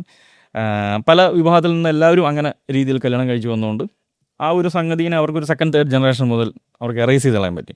അതേസമയം കേരളത്തിൽ ബാക്കി പ്രദേശങ്ങളെല്ലാം ക്രിസ്ത്യാനികൾക്ക് നൂറ്റാണ്ടുകളായിട്ട് ജാതിവാലുണ്ട്, കൃത്യമായിട്ടറിയാം. അപ്പോൾ ഞാൻ പറഞ്ഞു വന്നത്, ഈ ഇൻ്റർകാസ്റ്റ് മാത്രമാണ് നമുക്ക് ഇങ്ങനെ ഒരു ഓപ്ഷനുള്ളൂ. ഇപ്പം അംബേദ്കർ ആൾ മുൻപോട്ട് വെച്ചിരിക്കുന്ന ഒരു പ്രധാനപ്പെട്ട സാധ്യത എന്ന് പറഞ്ഞാൽ അതാണ്. ഇപ്പം നമ്മളെ സംബന്ധിച്ച് നമ്മൾ നേരിടുന്ന ഏറ്റവും പ്രധാനപ്പെട്ട പ്രശ്നം, ജാതി ഇല്ല എന്ന് നമ്മൾ പറയുന്നു, ജാതി വിവേചനമില്ല, അതൊക്കെ അങ്ങ് UP-യിലും ബീഹാറിലും ഒക്കെയാണ് ഈ പ്രശ്നങ്ങളും പിടിച്ച് തല്ലുകയും തുണിയില്ലാതെ നടത്തുകയൊക്കെ ചെയ്യുന്നത്. ഈ മറ്റ് സ്ഥലങ്ങളിലാണ് നമ്മളിവിടെ ഒരു പ്രശ്നവും ഇല്ലല്ലോ എന്ന് പറയുന്നു. പക്ഷെ നമ്മളിവിടെ മനസ്സിലാക്കേണ്ട ഒരു പ്രധാനപ്പെട്ട കാര്യം, നമ്മളിവിടെ അങ്ങനത്തെ ഒരു സംവിധാനമേ നടക്കുന്നില്ല. വിവാഹങ്ങൾ എന്ന് പറഞ്ഞു കഴിഞ്ഞാൽ സ്വന്തം ജാതിയിൽപ്പെട്ട ആളുകളെ മാത്രം വിവാഹം കഴിക്കുന്ന ഒരു സമ്പ്രദായം നൂറ്റാണ്ടുകളായിട്ട് നമ്മൾ തുടരുകയാണ്. നമ്മുടെ വെബ്സൈറ്റുകൾ, ഈ മാട്രിമോണിയൽ കോളങ്ങൾ, മാട്രിമോണിയൽ പത്രങ്ങളിൽ വരുന്ന പരസ്യങ്ങളും എല്ലാം പരിശോധിച്ചാലും ഈ ഒരു രീതി തന്നെയാണ് നമ്മൾ കാണുന്നത്. അതായത് കാശിനെ ബ്രേക്ക് ചെയ്യാൻ ശ്രമിച്ചിട്ടില്ല എന്നുള്ളതിന് ഏറ്റവും നല്ല തെളിവാണ് ഈ കല്യാണ മാട്രിമോണിയൽ കോളങ്ങൾ എന്ന് പറയുന്നത്.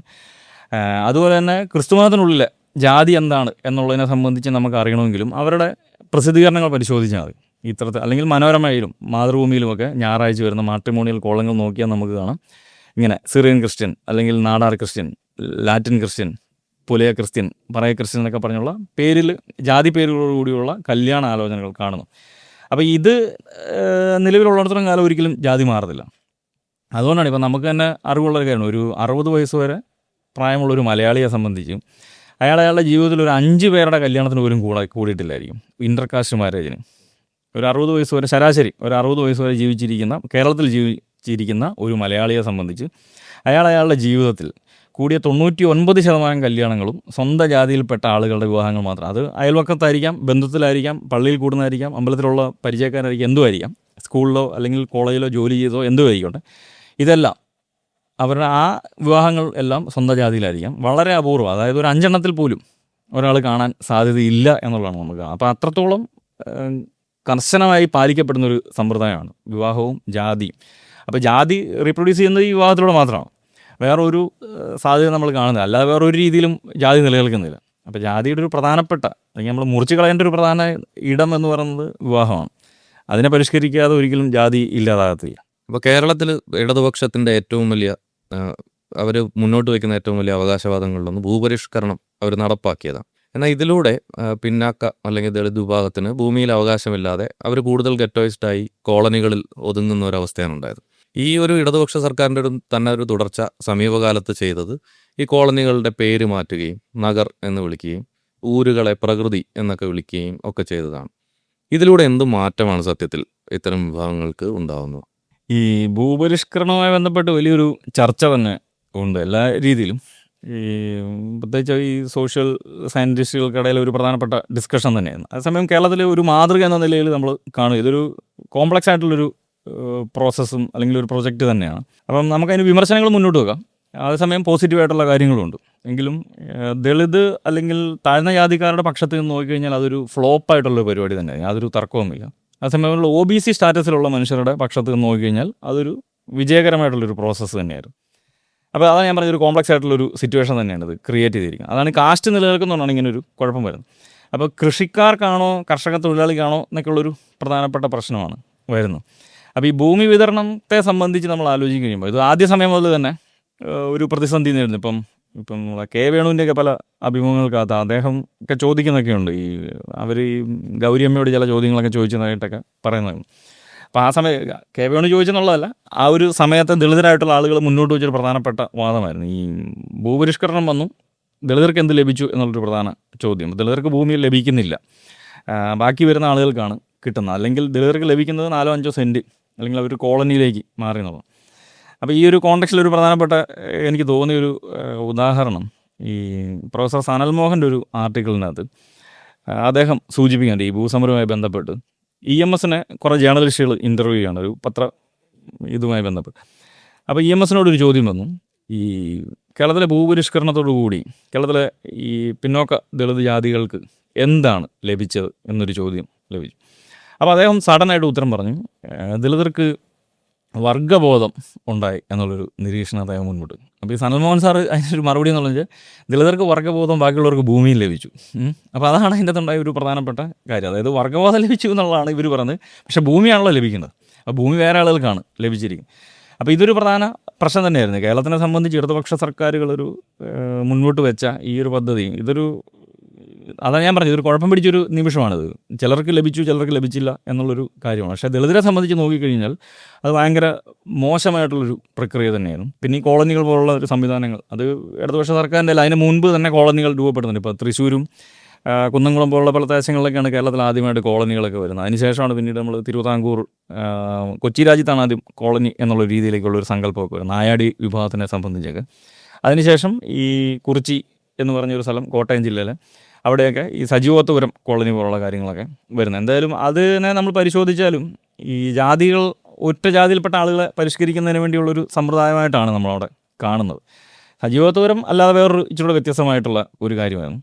എന്തായാലും ഈ ഒരുമിച്ച് താമസിക്കുന്നത്, അതായത് ദളിതരായിട്ടുള്ള ആളുകൾ വന്നു കഴിഞ്ഞാൽ അവിടുന്ന് ആളുകൾ മാറിപ്പോകുന്നൊരു രീതിയും കൂടെ വരുന്നു. പിന്നെ ഇവർ മാത്രമായി മാറുകയാണ്. ഇപ്പോൾ സജീവത്വപുരത്തിൻ്റെ ഒരു ഹിസ്റ്ററി പരിശോധിച്ചാലും അവിടെ പല ജാതിയിൽപ്പെട്ട ആളുകൾക്ക് ഭൂമി കൊടുത്തിരുന്നു. ഭൂമിയും അതുപോലെ തന്നെ അതിൻ്റെ തൊട്ട് സമീപത്ത് കൃഷിയും ചെയ്യുന്നതിന് വേണ്ടിയുള്ളൊരു കാര്യമാണ്.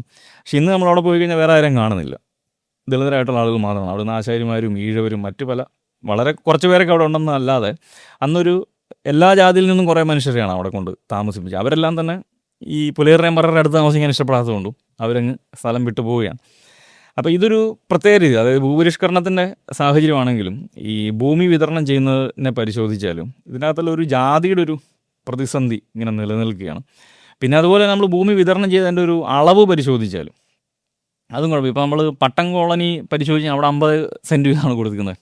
ചില ഇടങ്ങളിൽ ചില ലീഡർമാർ, ചില നായർമാരുടെ പൊളിറ്റിക്കൽ പവറും കാര്യങ്ങളും ഉപയോഗിച്ചുകൊണ്ട് അത്തരത്തിൽ വരുന്ന ആളുകൾക്ക് ലഭിച്ചിരിക്കുന്ന കോളനിയുടെ അളവും പട്ടികജാതിക്കാർക്ക് ലഭിച്ചിരിക്കുന്ന അല്ലെങ്കിൽ പട്ടികവർഗത്തിന് ലഭിച്ചിരിക്കുന്ന ഭൂമിയുടെ അളവും പരിശോധിച്ച് കഴിഞ്ഞാൽ രാപകൽ വ്യത്യാസമാണ്. ചിലർക്ക് 50 ഏക്കർ കോളനി, 50 ഏക്കറൊക്കെ നമുക്ക് സ്ഥലപ്പേര് തന്നെയുണ്ട് അങ്ങനെ. അപ്പോൾ അവർക്ക് ലഭിച്ചിരിക്കുന്ന ഭൂമി ഇവിടെ 5 സെൻറ്റും 6 സെൻറ്റും മാത്രമാണ് ഇവർക്കും ലഭിക്കുന്നത്. അപ്പോൾ ഇങ്ങനെ ഒരു വേരിയേഷനും ഒരേ സമയം നിൽക്കണം. പിന്നെ ഭൂമി ഇല്ലാത്തൊരു പ്രശ്നമല്ല കേരളത്തിനെ സംബന്ധിച്ച്. ഭൂമി ഇഷ്ടം പോലെ ഉണ്ട്. ആരുടെ പേരിലും സ്വന്തം ഇല്ലാത്തതും ആയിട്ട് കിടക്കുന്ന നിരവധി കേസുകളുള്ളതായിട്ടുള്ള ഒരുപാട് ഹാരിസണും അങ്ങനെ പല സംഗതിയെല്ലാം നമുക്ക് എല്ലാവർക്കും അറിവുള്ളതാണ്. അപ്പോൾ ഇതൊക്കെ പ്രോപ്പറായിട്ടൊരു ഡിസ്ട്രിബ്യൂഷൻ നടത്തുന്നില്ല എന്നുള്ളതൊരു പ്രധാന പ്രശ്നമാണ്. അപ്പം അതൊരു വിജയകരമായ പ്രക്രിയ ആയിരുന്നെങ്കിൽ നമുക്ക് പിൽക്കാലത്ത് ഇത്തരത്തിൽ പേരുമാറ്റത്തിൻ്റെയോ അല്ലെങ്കിൽ പുതിയ ഭൂപരിഷ്കരണ പദ്ധതികളുടെയോ വീട് കൊടുത്തു എന്നുള്ളതിനുള്ള ഒരു അവകാശത്തിൻ്റെ ഒന്നും കാര്യമില്ല. ഇതെല്ലാം ഒരു 70-80 മുതൽ തന്നെ ഇങ്ങനൊരു കാര്യം മുൻപോട്ട് വെച്ചിട്ടുള്ളതാണ്. അതൊന്നും ഒരിക്കലും ഒരു വിജയകരമായ രീതിയിലല്ല എന്നുള്ളത് കൊണ്ടാണ് നമ്മൾ ഇന്നും ഫ്ലാറ്റുകളെ കുറിച്ചും ആലോചിക്കുന്നത്. അപ്പോൾ ഇതിൻ്റെ ഒരു പ്രധാനപ്പെട്ട പ്രശ്നം ഇവിടെ തന്നെയാണ്. ജാതിയുമായി ബന്ധപ്പെട്ട് ഇതിനെ എങ്ങനെ പരിഹരിക്കണം എന്നുള്ളതിനെ സംബന്ധിച്ച് ഒരു ആലോചന ആ സമയത്ത് എടുക്കുന്നില്ല. പിന്നെ ഇത് ഭൂമി കൊടുക്കുന്നതിൻ്റെ അകത്ത് ഒരു മാനദണ്ഡങ്ങളോ അല്ലെങ്കിൽ ഈ ജാതിക്കപ്പുറമായുള്ള ചില മാനദണ്ഡങ്ങളും കൂടെ നോക്കണം. ഒരു പഠനങ്ങൾ നടന്നിട്ടില്ല എന്നുള്ളതാണ് അതിൻ്റെ ഏറ്റവും പ്രധാനപ്പെട്ട പ്രശ്നം. അതാണ് ഈ ഭൂമി വിതരണം ചുമ്മാ ഒരു ദിവസം ഏതെങ്കിലും ഒരു മന്ത്രിയുടെ ഉത്തരവ് പ്രകാരം ചുമ്മാ വഴി നിൽക്കുന്നവരെല്ലാം ഭൂമി കൊടുക്കുക എന്നുള്ളത് തെറ്റായിട്ടുള്ളൊരു രീതിയാണ്. അതിനെക്കുറിച്ച് പഠിക്കുക, ഒരു കമ്മീഷനെ വെക്കുക, അവരുടെ അടിസ്ഥാനത്തിൽ ഒരു ഡിസ്ട്രിബ്യൂഷൻ നടത്തണം. എങ്കിൽ മാത്രമാണ് നമുക്കത് ഒരു മനുഷ്യന് പ്രയോജനപ്രദമായിട്ടുള്ള രീതി. അതുകൊണ്ടാണ് ഇങ്ങനത്തെ ഒരു പഠനവും അന്വേഷണവും ഇല്ലാത്തതുകൊണ്ടാണ് നമുക്ക് ജാതി കോളനികൾ രൂപപ്പെട്ടിരിക്കുന്നത്. ഒരു സോഷ്യൽ സയൻസ് ആംഗിളിൽ നിന്നിട്ട് ആണ് ഒരു പഠനവും അതിൻ്റെ റിപ്പോർട്ടിൻ്റെ അടിസ്ഥാനത്തിലാണ് ഇങ്ങനെ വരുന്നെങ്കിൽ ഒരിക്കലും ഒരു കൂട്ടം മനുഷ്യരെ ഒരു പ്രത്യേക ഐലൻഡിലേക്ക് മാറ്റത്തില്ല. അത് ആ ഒരു രീതിയിൽ ഡിസ്ട്രിബ്യൂഷൻ നടത്തും. അപ്പം അങ്ങനത്തെ പ്രശ്നങ്ങളൊക്കെയാണ് ഇതിനകത്തുള്ളത്. രാഷ്ട്രീയ തീരുമാനം ഒരിക്കലും പ്രാക്ടിക്കലാകണമെന്നില്ല. സംവരണത്തിലൂടെ എന്ത് സാമൂഹിക മാറ്റമാണ് ഉണ്ടായിട്ടുള്ളത് എന്നാണ് താങ്കൾക്ക് തോന്നുന്നത്? അതൊരു യഥാർത്ഥ സൊല്യൂഷൻ തന്നെ ആണോ? സംവരണം ഒരു സൊല്യൂഷൻ എന്നുള്ള രീതിക്കാണ് ആളുകൾ കണ്ടിരിക്കുന്നത്. നമ്മളിപ്പോൾ കേരളത്തിൻ്റെ ഒരു ഹിസ്റ്ററി തന്നെ പരിശോധിച്ചാൽ നമുക്കറിയാം. മലയാളി മെമ്മോറിയലും ഒക്കെ വരുന്നതിൻ്റെ ഒരു കോണ്ടക്സ്റ്റ് തിരുവിതാംകൂറിൽ എല്ലാവിധ ഉയർന്ന ഉദ്യോഗങ്ങളിലും തമിഴ് ബ്രാഹ്മണർ ജോലി ചെയ്യുന്നു, ഞങ്ങൾക്കും ജോലി വേണം എന്ന ഒരു ഡിമാൻഡ് മുന്നോട്ട് വെച്ചുകൊണ്ടാണ് നായന്മാരും ഈഴവരും കുറച്ച് ക്രിസ്ത്യാനികളും ഒക്കെ ഒപ്പുവെച്ചിട്ടുണ്ട് മലയാളി മെമ്മോറിയൽ എന്നുള്ളൊരു കാര്യം ആവശ്യപ്പെടുന്നു. അപ്പോൾ അവരുടെ ഒരു പ്രധാന ഡിമാൻഡ് ഇതാണ്. അവരെ ഒഴിവാക്കപ്പെടുന്നു. അവർ പഠിച്ചവരാണ്, വിദ്യാഭ്യാസമുള്ളവരാണ്. അതിന് മുമ്പ് അങ്ങനെയൊന്നുമില്ല. ഇപ്പോൾ റോബിൻ ജെഫ്രിയൊക്കെ ഒരു രസകരമായ കാര്യം സൂചിപ്പിക്കുന്നുണ്ട്. ഒരു ബ്രാഹ്മണൻ ഒരു നായരെ വെല്ലുവിളിക്കുന്നുണ്ട്, നിങ്ങൾ ഇത് പാസ്സായിട്ടൊക്കെ വന്നാൽ ഞാൻ എൻ്റെ പകുതി മീശ പഠിക്കാം എന്നൊക്കെ പറയുന്നത്. അത്രത്തോളം വിദ്യാഭ്യാസത്തിൽ അധപ്പതിച്ചിരുന്ന ഒരു വിഭാഗമാണ്. എന്തായാലും അവർ വിദ്യാഭ്യാസം നേടിക്കഴിഞ്ഞപ്പോൾ അവരുടെ ഒരു പ്രശ്നം അവർക്ക് പ്രാതിനിധ്യം ലഭിക്കുന്നില്ല എന്നുള്ളതായിരുന്നു.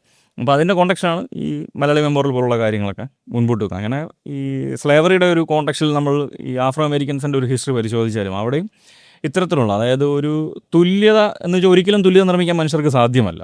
നമ്മളെല്ലാ രീതിയിലും നമ്മുടെ വീടുകൾക്കുള്ളിലാണെങ്കിലും ഏതൊരിടത്തിലും തുല്യത എന്ന് പറയുന്ന ഒരു ഒരിക്കലും പോസിബിൾ ആയിട്ടുള്ള, പക്ഷേ നമ്മളൊരു പ്രത്യേക രീതിയിൽ പരിക്കുകൾ ഏൽപ്പിക്കാത്ത രീതിയിൽ അല്ലെങ്കിൽ പ്രശ്നങ്ങളില്ലാത്ത രീതിയിൽ നമുക്ക് മുൻപോട്ട് കൊണ്ടുപോകാൻ മനുഷ്യർക്ക് സാധിക്കുകയും ചെയ്യും. അപ്പോൾ ഇതിനുള്ള ശ്രമങ്ങൾ ഈ സ്ലേവറിയുടെ അനുഭവങ്ങൾ കടന്നു വന്ന മനുഷ്യർക്കിടയിൽ അവർ ചില അത്തരത്തിലുള്ള നിരീക്ഷണങ്ങൾ മുൻപോട്ട് വെക്കുന്നു, ചില പദ്ധതികളൊക്കെ വെക്കുന്നു. അപ്പോൾ ഇന്ത്യൻ സാഹചര്യത്തിൽ ഒരു പ്രധാനപ്പെട്ട സൊല്യൂഷൻ എന്നുള്ള നിലയ്ക്കാണ്, ഒരു പോസിറ്റീവ് ഡിസ്ക്രിമിനേഷൻ എന്ന നിലയ്ക്ക് തന്നെയാണ് ഈ റിസർവേഷൻ മുൻപോട്ട് വെച്ചിരിക്കുന്നത്. അപ്പം ആദ്യ സമയങ്ങളിൽ ഇന്ന് ഇത്ര ഒരു വാലിഡിറ്റിയൊക്കെ വെച്ചിട്ടാണ് ഇതിന് ശേഷം സംഗതി സൊല്യൂഷൻ ഒരു പരിഹാരമാകും എന്നുള്ളൊരു നിരീക്ഷണമൊക്കെയാണ് ആദ്യ സമയങ്ങളിൽ മുൻപോട്ട് വെച്ചെങ്കിലും നമുക്കറിയാം ഇതൊരിക്കലും പരിഹരിക്കപ്പെടാതെ ഇങ്ങനെ പൊയ്ക്കൊണ്ടിരിക്കുകയാണ് കേരളത്തിൻ്റെ ഒരു പ്രശ്നം. അപ്പോൾ ഇന്ന് വ്യാപകമായ രീതിയിൽ ഇതിനെതിരായിട്ട് നിരവധി ആളുകൾ സംസാരിക്കുന്നുണ്ട്. ഇതെന്തോ കുഴപ്പം പിടിച്ച ഒരു കാര്യമാണ്. കുറേ പേര് ഒരു പണിയും എടുക്കാതെ അവർക്ക് എന്തൊക്കെയോ കിട്ടുന്നു, ആനുകൂല്യങ്ങൾ കിട്ടുന്നു, പരീക്ഷ എഴുതാതെ പാസ്സാകുന്നു. ഇതെല്ലാം വളരെ കുപ്രചരണങ്ങൾ മാത്രമാണ്. കാര്യം ഇന്നത്തെ ഒരു സാഹചര്യത്തിൽ നമുക്ക് വളരെ വ്യക്തമായിട്ടറിയാം, ഇന്ന് കേരളത്തിലെ എല്ലാ ആളുകൾക്കും സംവരണമുണ്ട്. EWS എന്ന് പറയുന്ന മുന്നോക്ക സംവരണം വന്നതോടുകൂടി കേരളത്തിൽ ജീവിച്ചിരിക്കുന്ന എല്ലാ മതജാതി വിഭാഗങ്ങളിൽപ്പെട്ടവർക്കും സംവരണം സർക്കാർ നൽകിയിട്ടുണ്ട്. അപ്പം ഇതെല്ലാത്തിൻ്റെ അതുകൊണ്ട് വിദ്യാഭ്യാസ മേഖലയുടെ ഇപ്പം നമ്മൾ ഈ നീറ്റ് പോലുള്ള എക്സാമൊക്കെ വന്നു കഴിഞ്ഞാലാണ് EWSൻ്റെയൊക്കെ ഒരു വലിയ വിവാദം വീണ്ടും വരുന്നത്. കാര്യം അവരുടെ ഒരുപാട് പുറകെ കിടക്കുന്ന കുട്ടികൾക്ക് പോലും അഡ്മിഷൻ ലഭിക്കുകയാണ്. മുന്നോക്ക വിഭാഗത്തിൽപ്പെട്ട ആളുകൾക്ക് അവരുടെ കുട്ടികൾ റാങ്കിൽ ഒരുപാട് പുറകിലാണെങ്കിൽ പോലും അവർ റിസർവേഷൻ വെച്ച് അവർ മുൻപിൽ കയറുന്നു. അതായത് പട്ടികജാതിക്കാരുടെ അല്ലെങ്കിൽ OBCയിൽ വരുന്നവരേക്കാൾ ഒത്തിരി പുറകിലാണെങ്കിൽ പോലും ഇവർക്ക് സീറ്റ് കിട്ടുന്നു എന്നുള്ളൊരു വിവാദമൊക്കെ ഈ സമീപ സമയങ്ങളിൽ നിലനിൽക്കുന്നു. അപ്പോൾ നമ്മൾ ഒന്നാമത് മനസ്സിലാക്കേണ്ട ഒരു കാര്യം, ഇത് എല്ലാവർക്കും കിട്ടുന്നൊരു കാര്യമാണ്. അപ്പോൾ ഇതിൻ്റെ ഒരു ഉദ്ദേശമെന്ന് പറഞ്ഞു കഴിഞ്ഞാൽ ഇതൊരു സാമ്പത്തികപരമായി മെച്ചപ്പെടുത്തുക, കാശില്ലാത്തവരെ കാശുകാരാക്കി മാറ്റുക, അല്ലെങ്കിൽ ജോലിക്കാരെ നിർമ്മിക്കുക, ഇമാതിരി ഒരു പരിപാടികളുമല്ല. ഇതിൻ്റെ ഒരു ഉദ്ദേശമെന്ന് പറയുന്നത് പ്രാതിനിധ്യം ഉറപ്പിക്കുക എന്നൊരു കാര്യം മാത്രമാണ്. അപ്പോൾ ഇതിനെ പലപ്പോഴും പല ആളുകൾ, ഇപ്പം സണ്ണി കബിക്കാടിനെ പോലുള്ള ആളുകളൊക്കെ പലപ്പോഴും പൊതു ഇടങ്ങളിൽ നിന്നതിനെ ഇതിൻ്റെ ഒരു ലോജിക്ക് എന്താണ്, ഇത് എങ്ങനെയാണ് ഇത് വർക്ക് ചെയ്യുന്നത് എന്നുള്ളതിനെ സംബന്ധിച്ചൊക്കെ സൂചിപ്പിച്ചിട്ടൊക്കെ. അപ്പോൾ നമ്മൾ ഇതിനെ നിരീക്ഷിക്കേണ്ടത്, അല്ലെങ്കിൽ റിസർവേഷൻ എന്തിന് എന്നുള്ളൊരു ചോദ്യത്തിന് നമുക്കൊരു മറുപടി നമ്മുടെ ഈ ഇന്നത്തെ ഒരു പ്രാതിനിധ്യത്തെ വെച്ചിട്ട് വേണം നമ്മൾ ആലോചിക്കുക. അപ്പോൾ കഴിഞ്ഞ 50 വർഷത്തിൻ്റെ കേരളത്തിൻ്റെ ഒരു ഹിസ്റ്ററി പരിശോധിച്ചാൽ, ഇപ്പം നമ്മൾ റിസർവേഷൻ ഇല്ലാത്ത ചില മേഖല, ഇപ്പം മന്ത്രിമാരാകുന്നതിനൊന്നും റിസർവേഷൻ ഇല്ല, അല്ലെങ്കിൽ ചില ഇടങ്ങളിലും റിസർവേഷൻ വരുന്നില്ല. മന്ത്രിമാരാകുന്നതില്ല, പട്ടികജാതി പട്ടികവർഗ വകുപ്പ് വരുന്നുണ്ട്. എങ്കിലും നമ്മൾ മന്ത്രിമാരുടെയും MLAമാരുടെയും MP മാരുടെയും പട്ടികകൾ പരിശോധിച്ചാൽ എന്തുകൊണ്ടാണ് കേരളത്തിൽ ഈ പോപ്പുലേഷൻ കുറവുള്ളതും അല്ലെങ്കിൽ ഏറ്റവും കൂടുതൽ എണ്ണം വരുന്നത് 2ഓ 3ഓ ജാതികൾ, ഒരു ഒളിഗാർക്കി എന്നുള്ള രീതിയിലാണ് നമ്മൾ ഇപ്പം നായർ ക്രിസ്ത്യൻ വിഭാഗത്തിൽപ്പെട്ട ആളുകൾ എന്തുകൊണ്ടാണ് ഈ ഏറ്റവും കൂടുതൽ മന്ത്രിമാരായി ഏറ്റവും കൂടുതൽ കാലം, ഇപ്പോഴത്തെ ഒരു കേവലമായ ഒരു മന്ത്രിസഭയല്ല, കേരള സംസ്ഥാനം രൂപം കൊണ്ടതിനും ഇന്നു വരെയുള്ള സമയങ്ങളിൽ MLA MP ഇത്തരത്തിലുള്ള പൊസിഷനുകളിൽ അല്ലെങ്കിൽ രാഷ്ട്രീയ പാർട്ടികളുടെ ഏറ്റവും ഉയർന്ന പദവികളിൽ, പോളിറ്റ് ബ്യൂറോകളിൽ, അല്ലെങ്കിൽ നേരത്തെ സൂചിപ്പിച്ച പോലെ പത്രത്തിൻ്റെ എഡിറ്റോറിയൽ ബോർഡുകളിൽ എന്ന് തുടങ്ങി നിങ്ങൾ ഏതു മേഖല പരിശോധിച്ചാലും അതിൻ്റെ എല്ലാ പൊസിഷനിൽ കീ പൊസിഷനുകളിൽ വരുന്നത് 2 ജാതിയിൽപ്പെട്ടവരായിരിക്കും കൂടുതലും വരുന്നത്. അപ്പോൾ അതിൻ്റെ ഒരു കാരണം എന്ത് എന്നുള്ളതാണ് പ്രധാന ചോദ്യം. അതൊരിക്കലും അവരുടെ മെറിറ്റല്ല, ഒരിക്കലും ഒരു മെറിറ്റേ അല്ല ഇവരുടെ. നമുക്ക് വളരെ കൃത്യമായിട്ട് അറിയാവുന്നതാണ് ഇന്നത്തെ മന്ത്രിമാരിൽ പല ആളുകളുടെയും, ഇന്നത്തെയോ അല്ലെങ്കിൽ ഇതിന് മുൻപുള്ള മന്ത്രിമാരുടെയും ഒരു സാഹചര്യം നമുക്കറിയാം. അതുകൊണ്ടാണ് നമ്മൾ പറയുന്നത് ഏറ്റവും നല്ല ഉദാഹരണം, ഇതിന് ഏറ്റവും നല്ല ഉദാഹരണമായിട്ട് നമുക്ക് പറയാൻ സാധിക്കുന്നത് KR നാരായണനെ കുറിച്ച്. KR നാരായണൻ വലിയ പണ്ഡിതനായിട്ടുള്ളൊരു വ്യക്തിയാണ്. നമ്മുടെ ഇന്ത്യൻ പ്രസിഡൻ്റാണ് അദ്ദേഹം, പ്രസിഡൻ്റായിരുന്നു. ഇവിടെ തിരുവിതാംകൂറിൻ്റെ വലിയ ഒരു അവാർഡൊക്കെ ലഭിച്ച വ്യക്തിയാണ്. വിദ്യാഭ്യാസ മേഖലയിലും എന്തോ ഗോൾഡ് മെഡലൊക്കെ ലഭിച്ചു. ലണ്ടൻ സ്കൂൾ ഓഫ് എക്കണോമിക്സിൽ പഠിച്ചു. പിന്നീട് ജവഹർലാൽ നെഹ്റു യൂണിവേഴ്സിറ്റിയുടെയൊക്കെ വൈസ് ചാൻസലറൊക്കെ ആയിട്ടിരുന്ന മനുഷ്യനാണ്. ഇദ്ദേഹം കേരളത്തിലേക്ക് വരുന്നു. ഇദ്ദേഹത്തിന് കൊടുക്കുന്ന എവിടെയാണ്? ഒറ്റപ്പാലം എന്ന് പറഞ്ഞ സംവരണ സീറ്റിൽ അദ്ദേഹത്തെ നിർത്തുന്ന. അപ്പോൾ ഇദ്ദേഹത്തിൻ്റെ പകുതി മെറിറ്റും യോഗ്യതയുമുള്ള ഒരു മനുഷ്യനില്ല അന്നത്തെ. അദ്ദേഹത്തിൻ്റെ ഒപ്പം നിൽക്കുന്ന പാർട്ടിയിലോ അദ്ദേഹത്തിൻ്റെ എതിര് നിൽക്കുന്നോ വിഭാഗത്തിലോ ഇദ്ദേഹത്തെ തോൽപ്പിക്കാൻ ശേഷിയുള്ള, മെറിറ്റിൽ ഇദ്ദേഹത്തെ തോൽപ്പിക്കാൻ ശേഷിയുള്ള ഒരു മനുഷ്യൻ എന്തായാലും ഇല്ല. പക്ഷേ അദ്ദേഹത്തെ നിർത്തുന്നത് എവിടെയാണ്? സംവരണ മണ്ഡലത്തിലാണ്. ഇതാണ് കേരളത്തിൻ്റെ ഒരു ജാതി എന്നും. അതേസമയം വേറൊരു, ഇപ്പം പല സ്ഥലങ്ങളിൽ നമ്മൾ പറയുന്നൊരു കാര്യം, ഇപ്പം അരുന്ധതിറു ഇങ്ങനെ ഗാന്ധി അംബേദ്കറും മടങ്ങി വരുമ്പോൾ ഇവർക്ക് രണ്ടുപേർക്ക് ലഭിച്ച സ്വീകരണത്തെക്കുറിച്ച് ഇങ്ങനെ സംസാരിക്കാറുണ്ട്, എഴുതിയിട്ടൊക്കെ ഉണ്ട്. അപ്പോൾ ഇതേ രീതിക്ക് തന്നെ നമുക്ക് രണ്ടുപേരും മടങ്ങി വരുന്നത് നമുക്ക് നോക്കാം. ഒന്ന് KR നാരായണനെ, ഒന്ന് ശശി തരൂരിനെ. ശശി തരൂർ ഒരിക്കലും ഒരു അക്കാഡമിഷ്യനല്ല. അദ്ദേഹം വളരെ ഫാസ്റ്റായിട്ട് PhD ഒക്കെ വെച്ചു എന്നത് അപ്പുറമായി അദ്ദേഹം തെറ്റിദ്ധരിപ്പിക്കുന്ന ചരിത്രങ്ങൾ വ്യാപകമായ രീതിയിലും അല്ലെങ്കിൽ ഒരു സംഘപരിവാർ ശക്തികൾക്കും അല്ലെങ്കിൽ അത്തരത്തിലുള്ള ഒരു വലത് ഹിന്ദു തീവ്ര വിഭാഗത്തിനെ സപ്പോർട്ട് ചെയ്യുന്ന ഒരു ഇൻറ്റേർണൽ കോൺഫ്ലിക്റ്റുകളെയും ഈ ഇന്ത്യയുടെയും കേരളത്തിൻ്റെ ഒരു ആഭ്യന്തര ജാതി സംഘർഷത്തിനെയും ഒരിക്കലും അഡ്രസ്സ് ചെയ്യാതെ കൊളോണിയലിസത്തെ ചുമ്മാ വിമർശിച്ചുകൊണ്ടിരിക്കുന്നത്, ആർക്കും ചെയ്യാവുന്നൊരു കാര്യം ഇങ്ങനെ പറഞ്ഞുകൊണ്ടിരിക്കുന്ന ഒരു വ്യക്തി തന്നെയാണ് അദ്ദേഹം. അപ്പം അദ്ദേഹത്തിന് ലഭിച്ച സ്വീകരണം, അദ്ദേഹത്തിന് എങ്ങനെയാണ് മലയാളികൾ ഒരു ഇൻ്റർനാഷണൽ പൗരൻ എന്ന നിലയിൽ അദ്ദേഹത്തിനെ സ്വീകരിച്ചു? KR നാരായണനെ സ്വീകരിച്ചു. രണ്ടാ.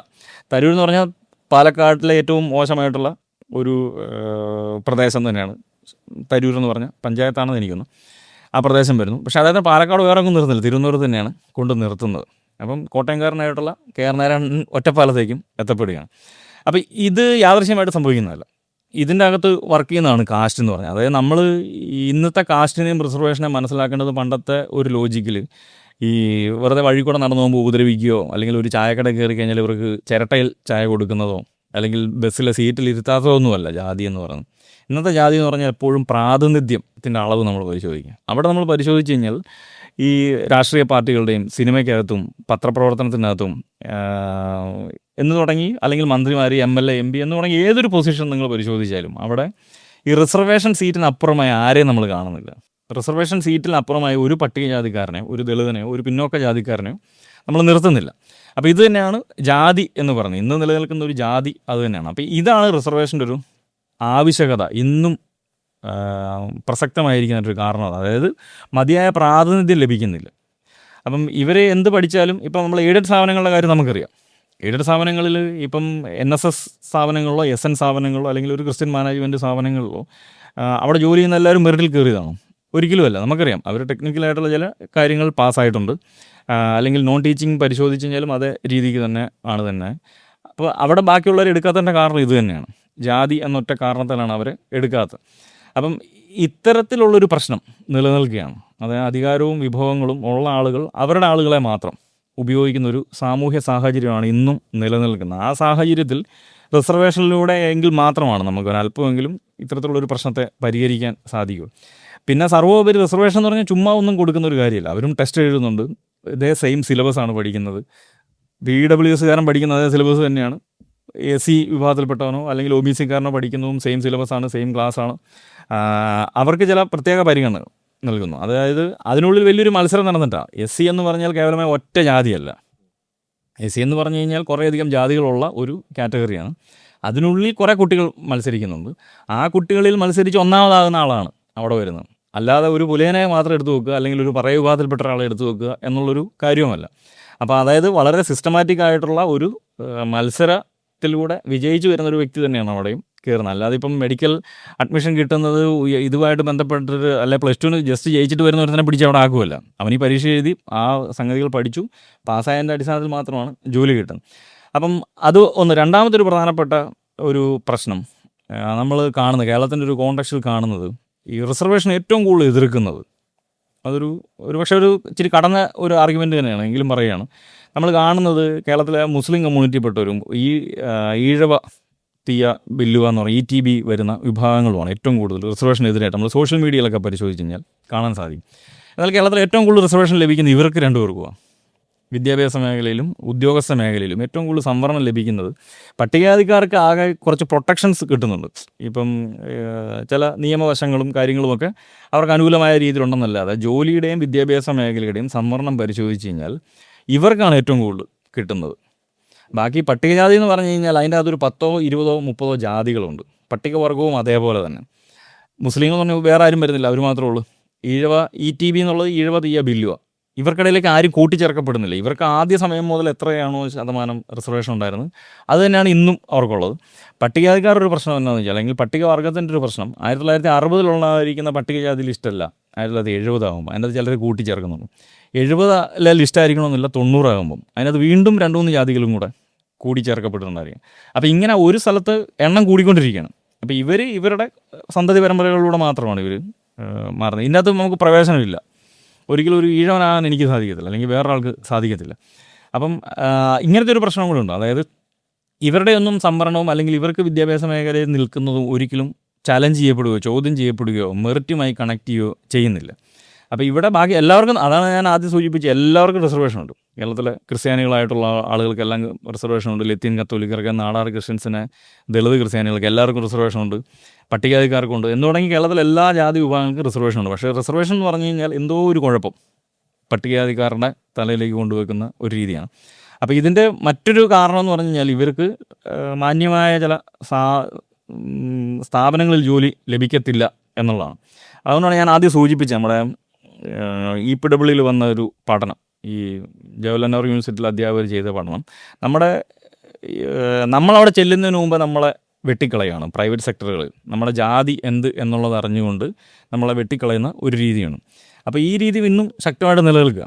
അപ്പോൾ ഇത്തരത്തിലുള്ളൊരു ഇടങ്ങളിലാണ് നമ്മൾ ഈ റിസർവേഷൻ്റെ പ്രാധാന്യം നൽകുന്നത്. ഇപ്പോഴത്തെ റിസർവേഷനെ സംബന്ധിച്ച് ഏറ്റവും നല്ല ഉത്തരം നമ്മുടെ പൊളിറ്റിക്കൽ പാർട്ടികളും ഈ നിയമസഭയും ഈ പാർലമെൻറ്റും പോലുള്ള അതിനെ പരിശോധിക്കുക എന്നുള്ളതാണ്. അവിടെ നമ്മൾ കാണുന്ന വേറെ ആരും കാണുന്നില്ല. അതാണ് വളരെ കൃത്യമായ ജാതി രാഷ്ട്രീയം എന്ന് പറയുന്നത്. അപ്പോൾ അതിനകത്ത് അവിടെയും ഒരേപോലെ തന്നെ ഈ മറ്റുള്ള ആളുകളും സ്ഥാനാർത്ഥികളാക്കപ്പെടുകയാണെങ്കിൽ നമുക്ക് റിസർവേഷൻ ഒരു കുഴപ്പം പിടിച്ച കാര്യമാണ്. ഇനി പോസിറ്റീവ് അല്ല, അതൊരു അല്ലാത്ത ഡിസ്ക്രിമിനേഷൻ തന്നെയാണ് എന്നുള്ളൊരു പേര് നമുക്ക് വിളിക്കാൻ സാധിക്കും. പക്ഷേ ഇത് ഒരു ഭാഗവും, അതായത് എല്ലാ ഭാഗങ്ങളും ഒരേപോലെ ജാതിയിൽ അടിമുടി ജാതി ആധിപത്യം നിലനിർത്തുകയും റിസർവേഷൻ എന്തോ ഒരു കുഴപ്പം പിടിച്ചാണെന്ന് പറയുന്ന ഒരു ലോജിക്കിലാണ് കാര്യം മുൻപോട്ട് പോകണമെന്നാണ് എനിക്ക് തോന്നുന്നത്.